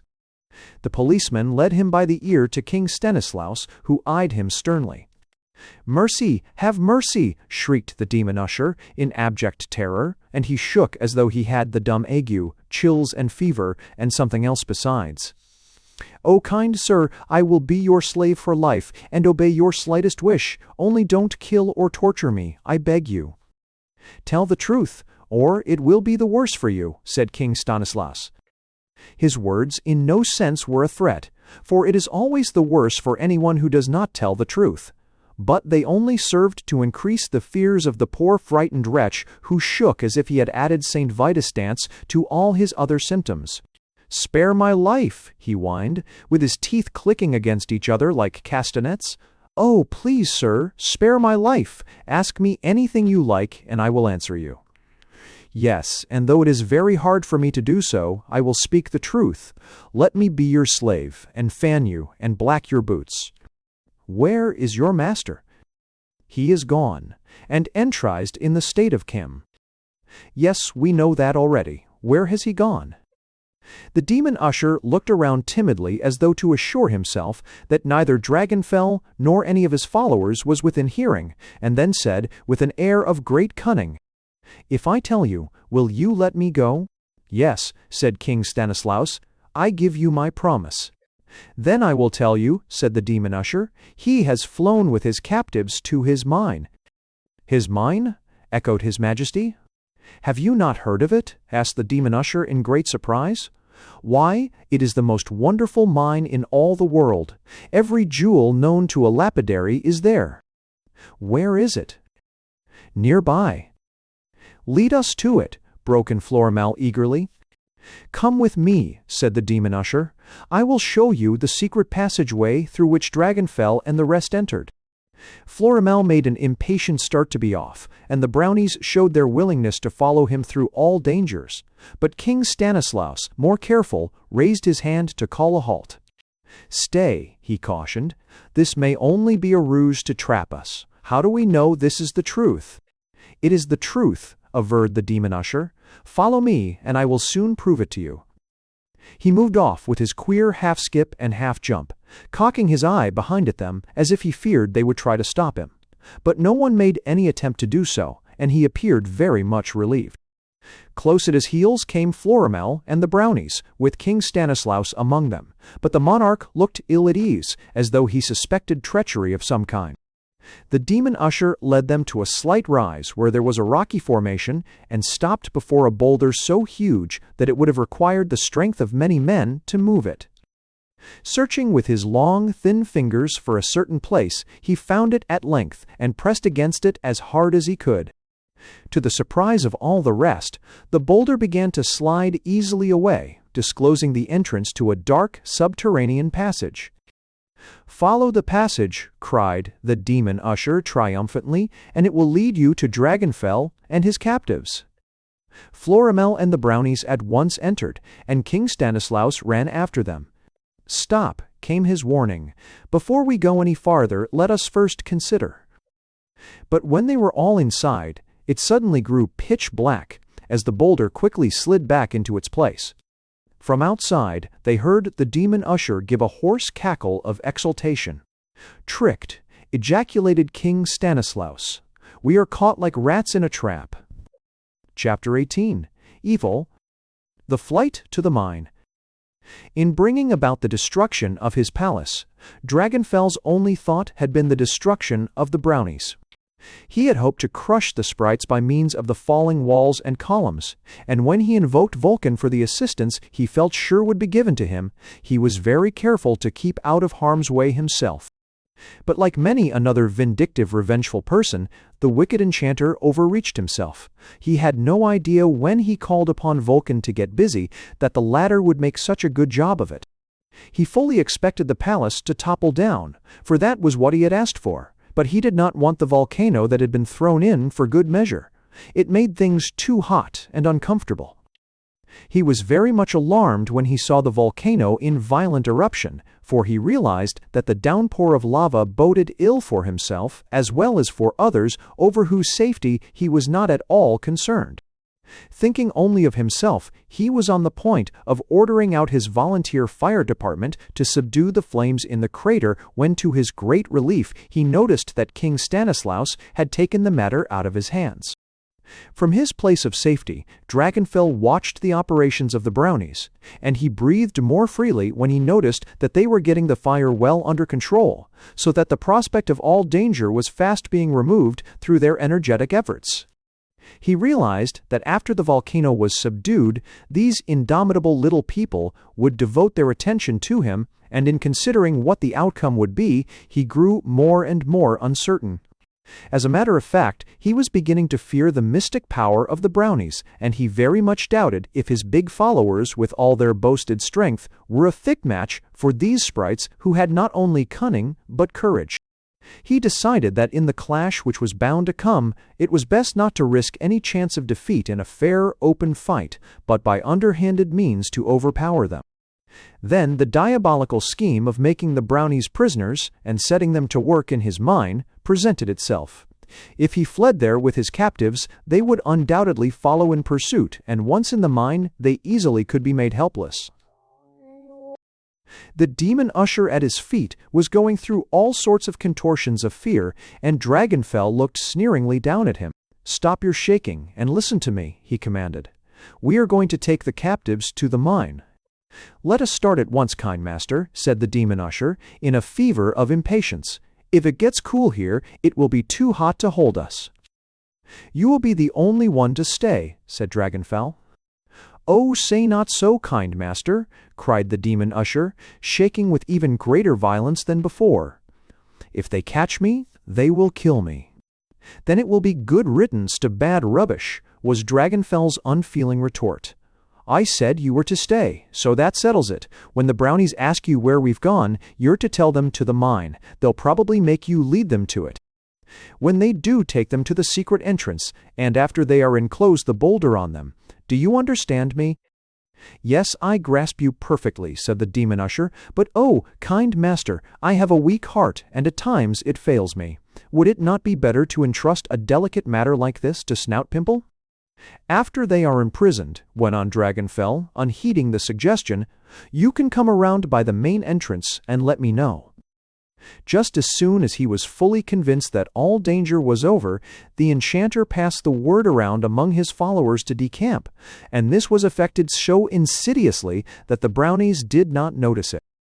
They laid rough hands on Queen Titania, Dame Drusilla, Violet, and Daffodil, muffling the cries for help they tried to make, and bore them with great haste from the scene of excitement. The waving arms and kicking availed them nothing. With their struggling, protesting burdens in their arms, they ran toward the mine and descended into it by the main entrance. When they reached the great shaft where the mine sprites were hard at work, Titania, Dame Drusilla, Violet, and Daffodil were released, and they looked around with wonder and surprise. The mine sprites cast furtive glances of curiosity at these strange new faces that invited confidence, but so frightened were they when they saw their cruel master that they redoubled their efforts, and their fingers fairly flew as they dug them in the earth for precious stones. "Poor little things," was Queen Titania's involuntary cry. "The work is too hard for them." "I've been thinking of that," said Dragonfell with a chuckle, "and I've decided to put an extra force on." "Do you mean to set us to work?" asked Dame Drusilla indignantly. "Perhaps," said Dragonfell with a horrid grin. "Just now, though, I'm going to take you all to another part of the mine where we'll await developments." As he spoke, he seized Titania's hand and began to drag her off down one of the dark passageways. In the same manner, Mandrake followed with Dame Drusilla, while after him came Bounding Boar with Violet and Daffodil. The mine sprites watched their retreating forms, but they were too terrified to speak a word, and were helpless to aid them in any way. Dragonfell led the rest along the subterranean passage, until at last they came to a square chamber that had been cut with much skill into the solid rock. When Mandrake lit a crystal lamp, the great magnificence of the place was revealed. The floor and walls were inlaid with precious jewels in designs that were truly wonderful. Divans were built in at the sides, and the various creatures of the wild were represented everywhere. For all his shortcomings, Dragonfell seemed to have a great respect for animals, and gave their skins at least a rest on his floors and walls, where they could grin at spiders and moth millers with some show of satisfaction. At the ceiling, which was thickly crusted with diamonds, there was a slender open shaft that evidently had been made to provide air and light, but which was too small to provide a means of escape. "This is where you'll stay," announced Dragonfell. The place isn't half bad, as things go, so you want to make yourselves fairly comfortable in it. You'll find both hot and cold water in the little anteroom, screened off by those peacock feather portieres. Your meals will be brought to you. If you want to read, there's the dictionary." "How long are you going to keep us here?" asked Titania, with a sinking of her heart. "Always, and maybe longer," was Dragonfell's gruff response. "Have you brought your knitting with you?" "If you think you can keep us here against our will," said Titania in a decided tone, "you will find that you are very much mistaken." "How so?" said Dragonfell contemptuously.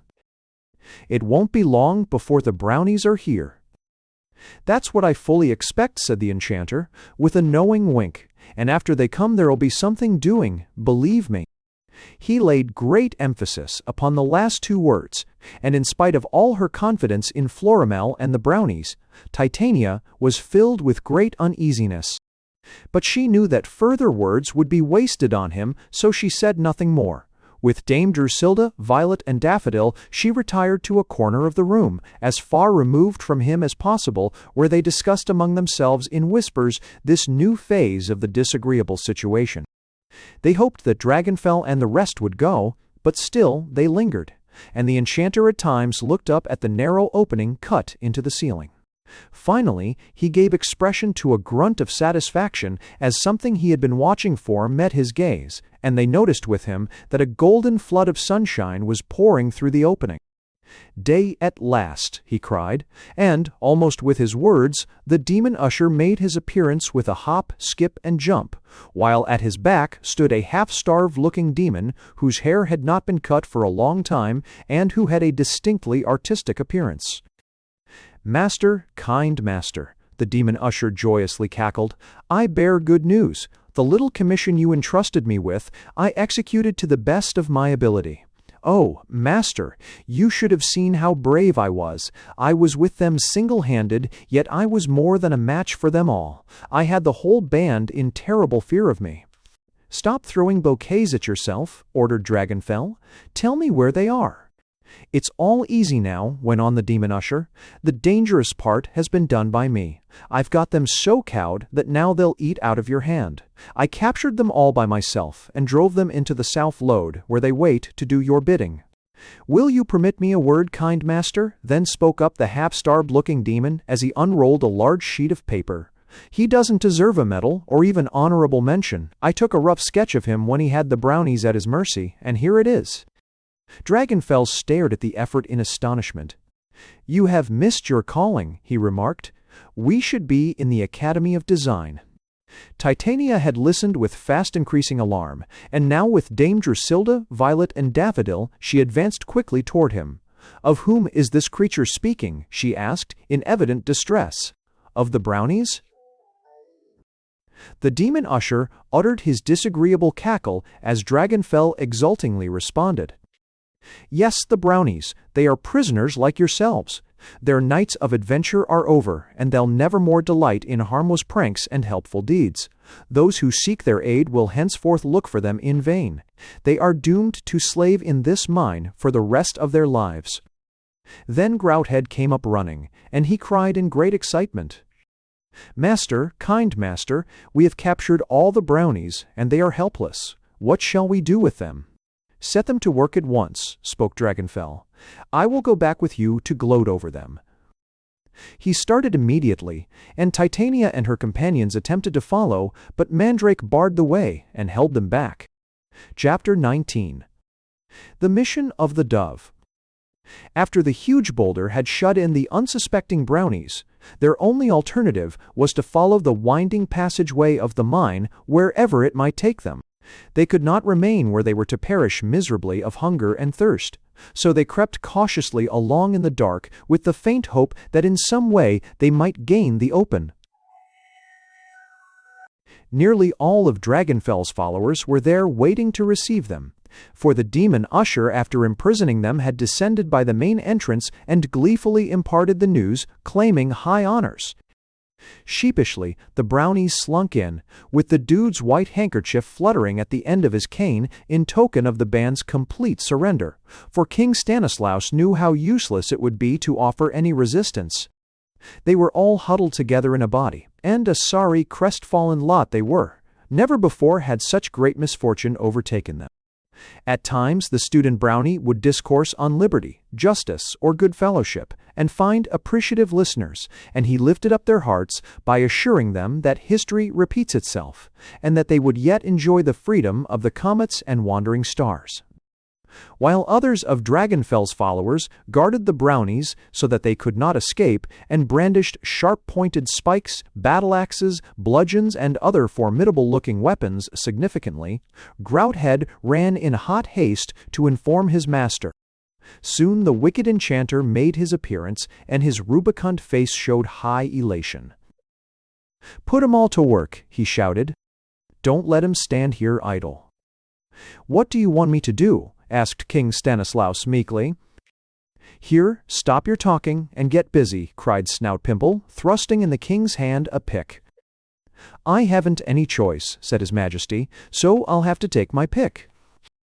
The airy persiflage was lost upon Dragonfell, who frowned on him severely. "I'm a king in my own right," continued the monarch, pointing to his crown, "and never used a pick except to bury a dead dog, but I'll not make a scene in the presence of my subjects, so here goes for the jewels." His cheerfulness told on others. "If it was digging cheddar crabs or scallops," remarked the sailor, "I'd soon fill a basket." "I've broken stones before," said the Irishman, "but this is the first chance I ever had to get a whack at diamonds." "Vell," said the German brownie, "if I see some dings in dot blaze shining like blitzen, I bowls him out already yed unsay noddings." They were then hustled off to their new tasks.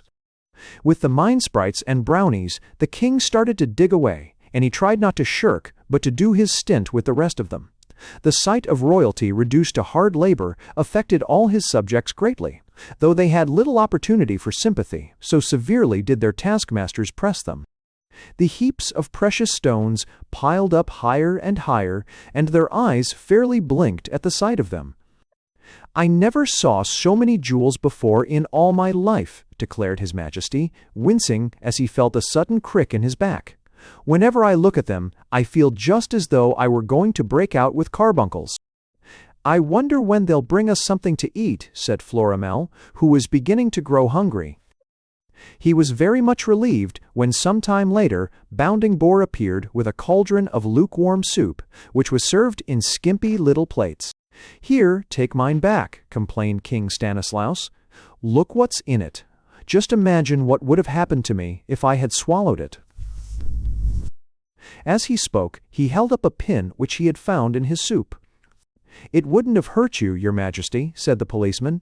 It's a safety pin."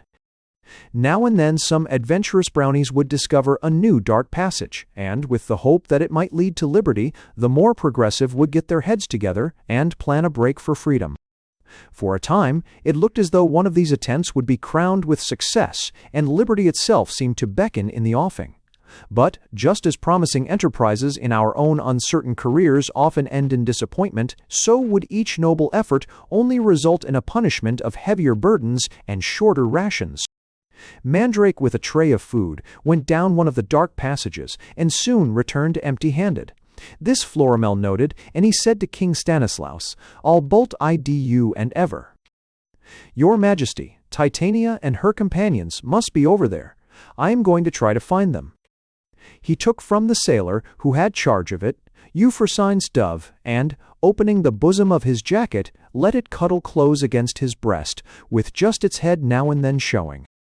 At a moment when the attention of all Dragonfell's followers was temporarily diverted by some remarkable discovery, he made a sudden dash down the passage where he believed Queen Titania and the others were imprisoned.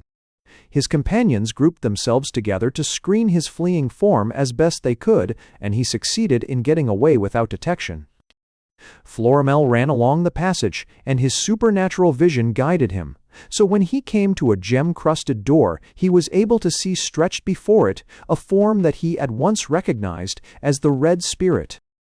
The lazy fellow had been left to guard the prisoners, but had neglected his duty and was fast asleep. Florimel heard him snoring away so that he knew his slumber was a heavy one, and he tiptoed up to him with confidence. He was rejoiced to see lying beside him the bow and 4 arrows, and he noiselessly reached for the bow and restored the arrows to his quiver. Then he turned the big diamond that served as a knob for the door, and stepping cautiously over the unconscious Red Spirit, entered.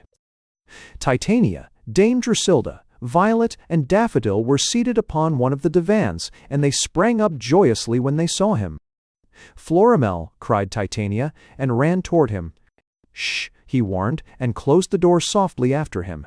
"The Red Spirit is supposed to be guarding you, but he has fallen asleep. We must be careful not to wake him." They embraced fondly, and Titania asked, "When will the Brownies take us away from here?"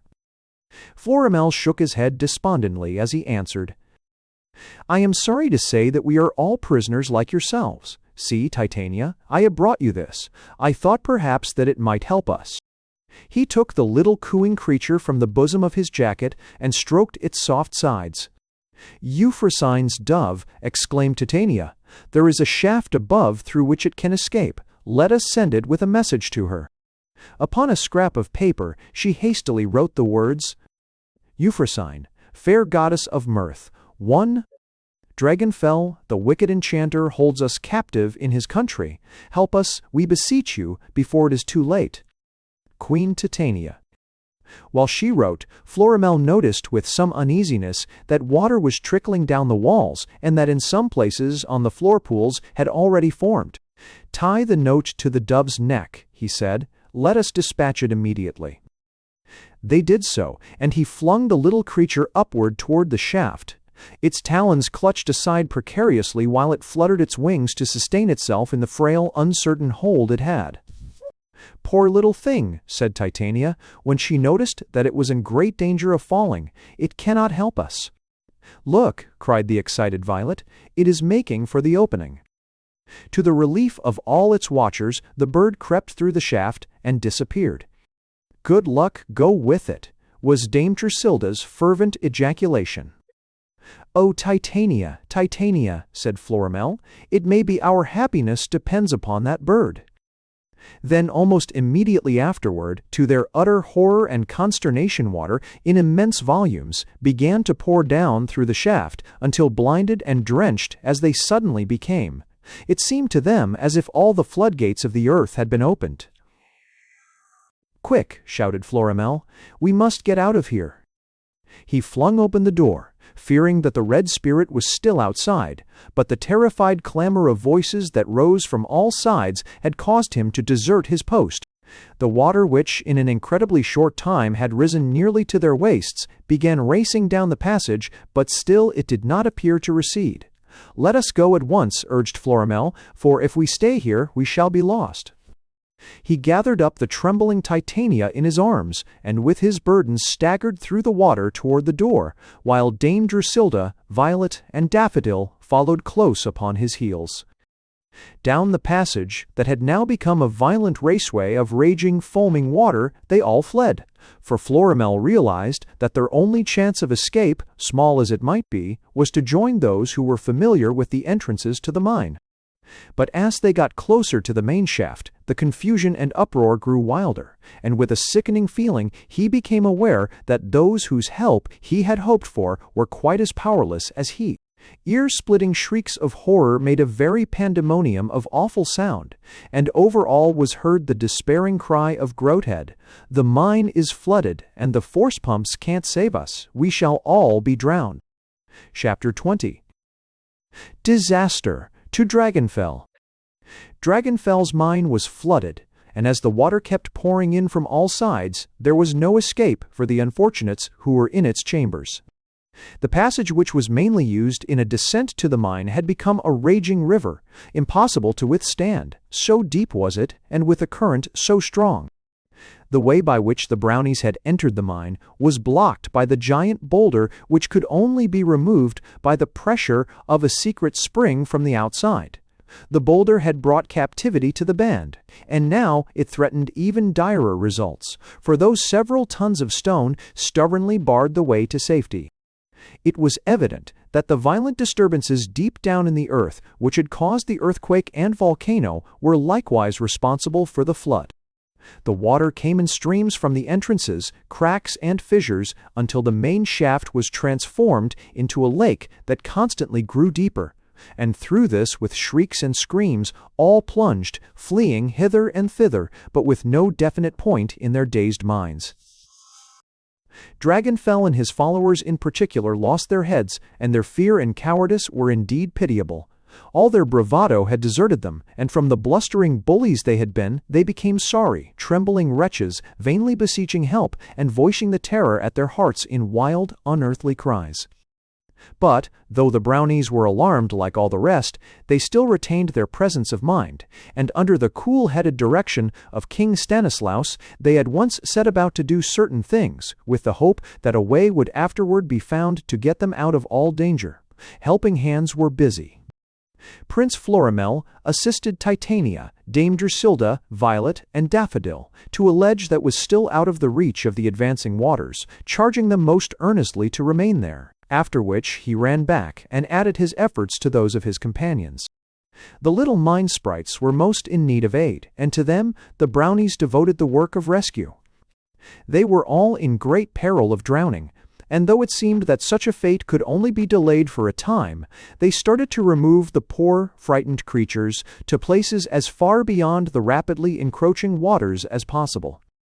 Brownies scaled the walls and lodged themselves in a pocket up to which they hauled with great effort a number of mine sprites in one of the large baskets that were used in loading the jewels before they were carted away. Others of the terrified sprites sought refuge by climbing over the Brownies' willing backs to a temporary refuge high among the rocks. The Irishman, Scotchman, and German put 3 in a wheelbarrow and started to trundle them off, but to their great dismay it turned over and spilled them out. Assistance, however, was quickly rendered, and with the mine sprites back in the wheelbarrow they continued on their way. Still the waters rose, and the excitement increased. Dragonfell in the most abject terror stormed and shouted at his followers, issuing angry commands for them to exert themselves to do something, but they were all helpless, and his words were wasted on the air to no purpose. They were too frightened to be of assistance, even if it had been possible to render it, though in cases where one was overcome, there were those who attempted the work of resuscitation. The wicked enchanter ran about like a maniac, with little or no thought of where he was going, until suddenly, with a shriek of fright, he plunged into a circular pit that had been dug deep into the earth for a distance of perhaps 50 feet. There was sufficient water at the bottom of the pit to break his severe fall, which was fortunate for him, as otherwise it would have resulted in his end.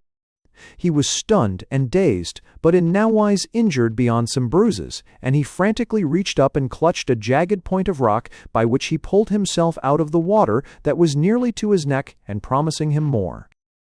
The horror of his situation was at once made plain to him. Beyond this rock there was nothing by which he could maintain even the slightest hold, and the waters, which were steadily rising, would soon submerge him and end all. His evil scheming had led to his own undoing, and in causing misfortune to so many, he had brought upon himself the most terrible misfortune of all. Looking up helplessly, he could see a number of the Brownies trying to peer down at him through the darkness. They lay flat on their stomachs and leaned as far out over the hole as prudence would permit. "Help! Help!" screamed Dragonfell, in a frenzy of fear. "Save me! Save me!" His piteous cries were heard by all the Brownies, and they looked at each other in doubt and uncertainty. When the monster whom they had every reason to fear had met with the mishap which now made him powerless, it was not to be gainsaid that a feeling of great relief was experienced by one and all. No matter what harm might come to them from other sources, certainly his power to injure them was gone. "Why should we help him?" said one of the Brownies. "He has harmed us all he could." "If he drowns," said another, "he will never have a chance to do so again." But King Stanislaus looked very grave. "Althing? No matter how much he has wronged us," he said decidedly, "he needs our help, so we must give it." "But he is our enemy," objected the policeman. "That makes no difference," said His Majesty. "He will drown if we do not aid him." "If we save him," said Uncle Sam, "he will only make trouble for us again." "We must not think of that," said King Stanislaus. "Over as mo to be action, he's in distress, and doesn't need to advertise it. That's where the Brownies step in." He gave his orders, and the Brownies, with the realization that there was not a moment to be lost, ran with all possible speed for the long rope which they had used in hauling up the mine sprites in the basket. This they brought to the opening, tripping and sprawling over it in the eagerness and anxiety they displayed. They stood in a line and lowered the rope down into the pit. "Slip the noose at the end of the rope under your arms," shouted King Stanislaus to Dragonfell, "and we will pull you up." The water was nearly over Dragonfell's head by this time, and he had ceased his cries for help, for whenever he opened his mouth, he choked and strangled. He heard the welcome words of the king as in a dream, but half unconscious as he was, he reached out and caught the rope, tightened his grip upon it. He discovered the slip noose at the end, and with his senses fast leaving him, had just enough strength left to adjust this under both his arms. When the Brownies felt the rope grow taut, they began to haul away with might and main. Some fell over with their exertions, but in a trice they were up again to contribute all the strength they had to the work. "Pull away, boys," shouted King Stanislaus encouragingly, with his own royal digits wound tightly around the rope. "A long pull, a strong pull, and a pull all together. That's the ticket. Hooray! We'll soon have him up." His words incited them, so that through undue effort they suddenly lost their balance and sprawled over backward like tenpins. Like a shot, Dragonfell fell back into the water again, almost dragging after him a half-dozen Brownies who still clung to the rope. But others quickly grasped them by the legs and prevented them from going over into the pit until a fresh hold of the rope was secured and another attempt was made. "Avast there, messmates," cried the sailor. "Give an old salt a chance at the foreclutch on the hawser, and the old pirate will soon come up from the bottom of the sea."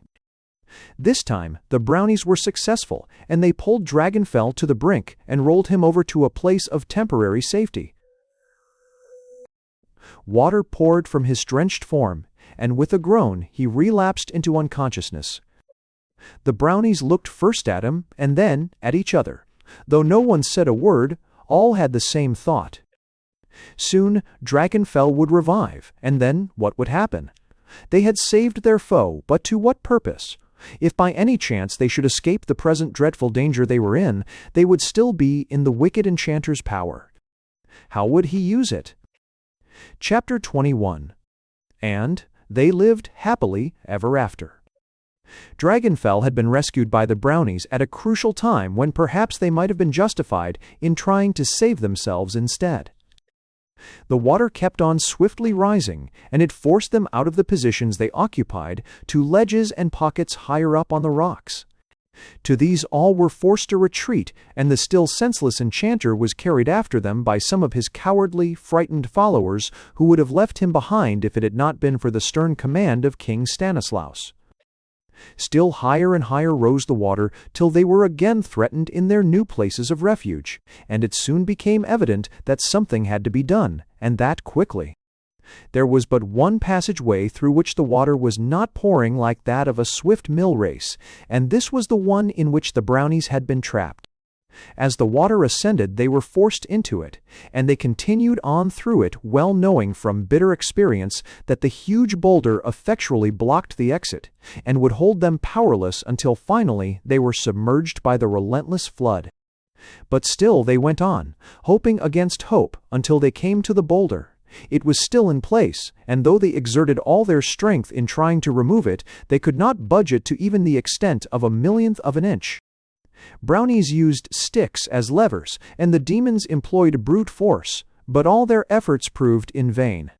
"It's no use," at last said King Stanislaus, wiping his perspiring brow. It looks as though this would be the end." A sudden thought entered Florimel's head, a wild, foolish thought perhaps, but not any more so than when he had aimed his magic arrow at the crescent moon. "Stand back, all of you," he shouted. He took one of the 4 arrows that were in the quiver and placed it in the bow. Then he aimed it at the rock and pulled the cord, making no particular attempt at a display of strength which he realized fully could not accomplish his purpose. But to the infinite delight and astonishment of all, a strange thing happened that made the eyes pop in from every head. The arrow struck the base of the rock, which at the moment of contact burst into hundreds of jagged pieces that flew up into the air. As these fell, they formed a series of steps that were as good as any mason could have planned. They ascended these steps with all possible haste up into the open, where the blue sky was above them, and where they could breathe freely, the air that never before had seemed so sweet and pure. Looking around, they could note the ravages of the flood, for with it there had come a mighty tidal wave from the sea, with abnormally high water that had changed the low marshlands into lakes and had swollen the small creeks to roaring, rushing rivers.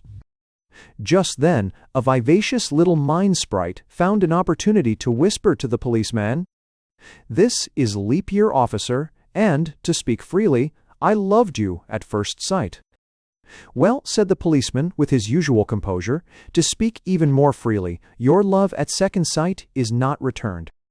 "I would be willing," she said, "to fly with you to parts unknown." "That's the trouble," said the policeman. "No parts are unknown to the Brownies.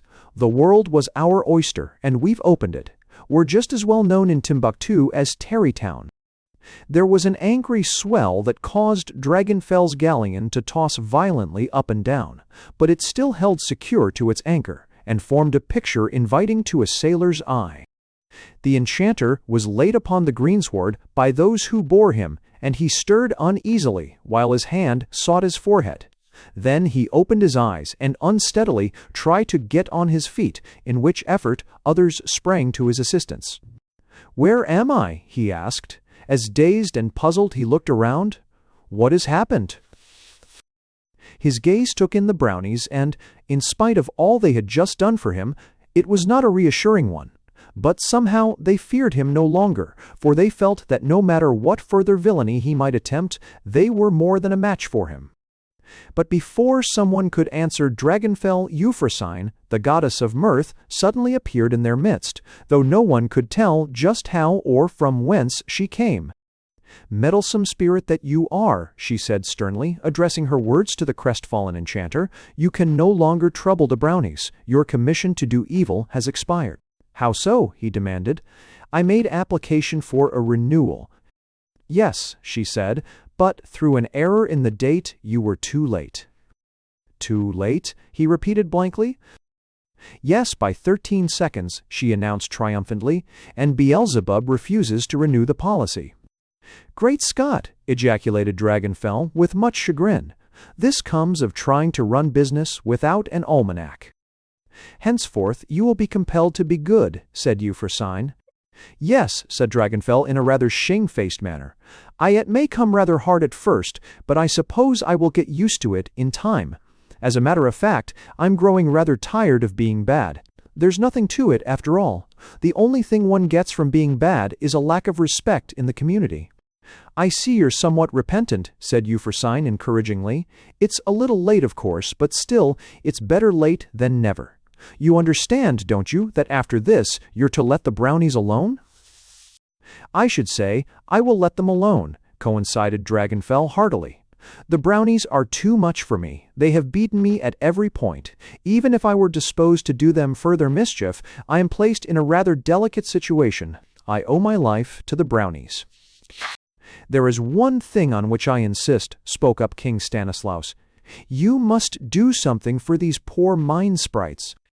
I will see that they are restored to their parents from whom they were stolen, asserted Dragonfell hastily. Furthermore, they shall all be given handsome dowries, with a beautiful solitaire diamond of 6 carats more or less for each, so that when the right young man comes along, the engagement ring will be easy. Here the mine sprite, who had expressed her preference for the policeman, gave him a coy glance, but he twirled his club and looked the other way. It's too bad about your palace, said the dude to Dragonfell. Oh, don't trouble yourself about that, said the enchanter cheerfully. I never did like its style of architecture anyhow. I'll soon have it rebuilt and give the union scale for labor, with double pay for overtime. The palace was a rather tame affair anyway. I ran too much to the emerald, topaz, and turquoise in its composition.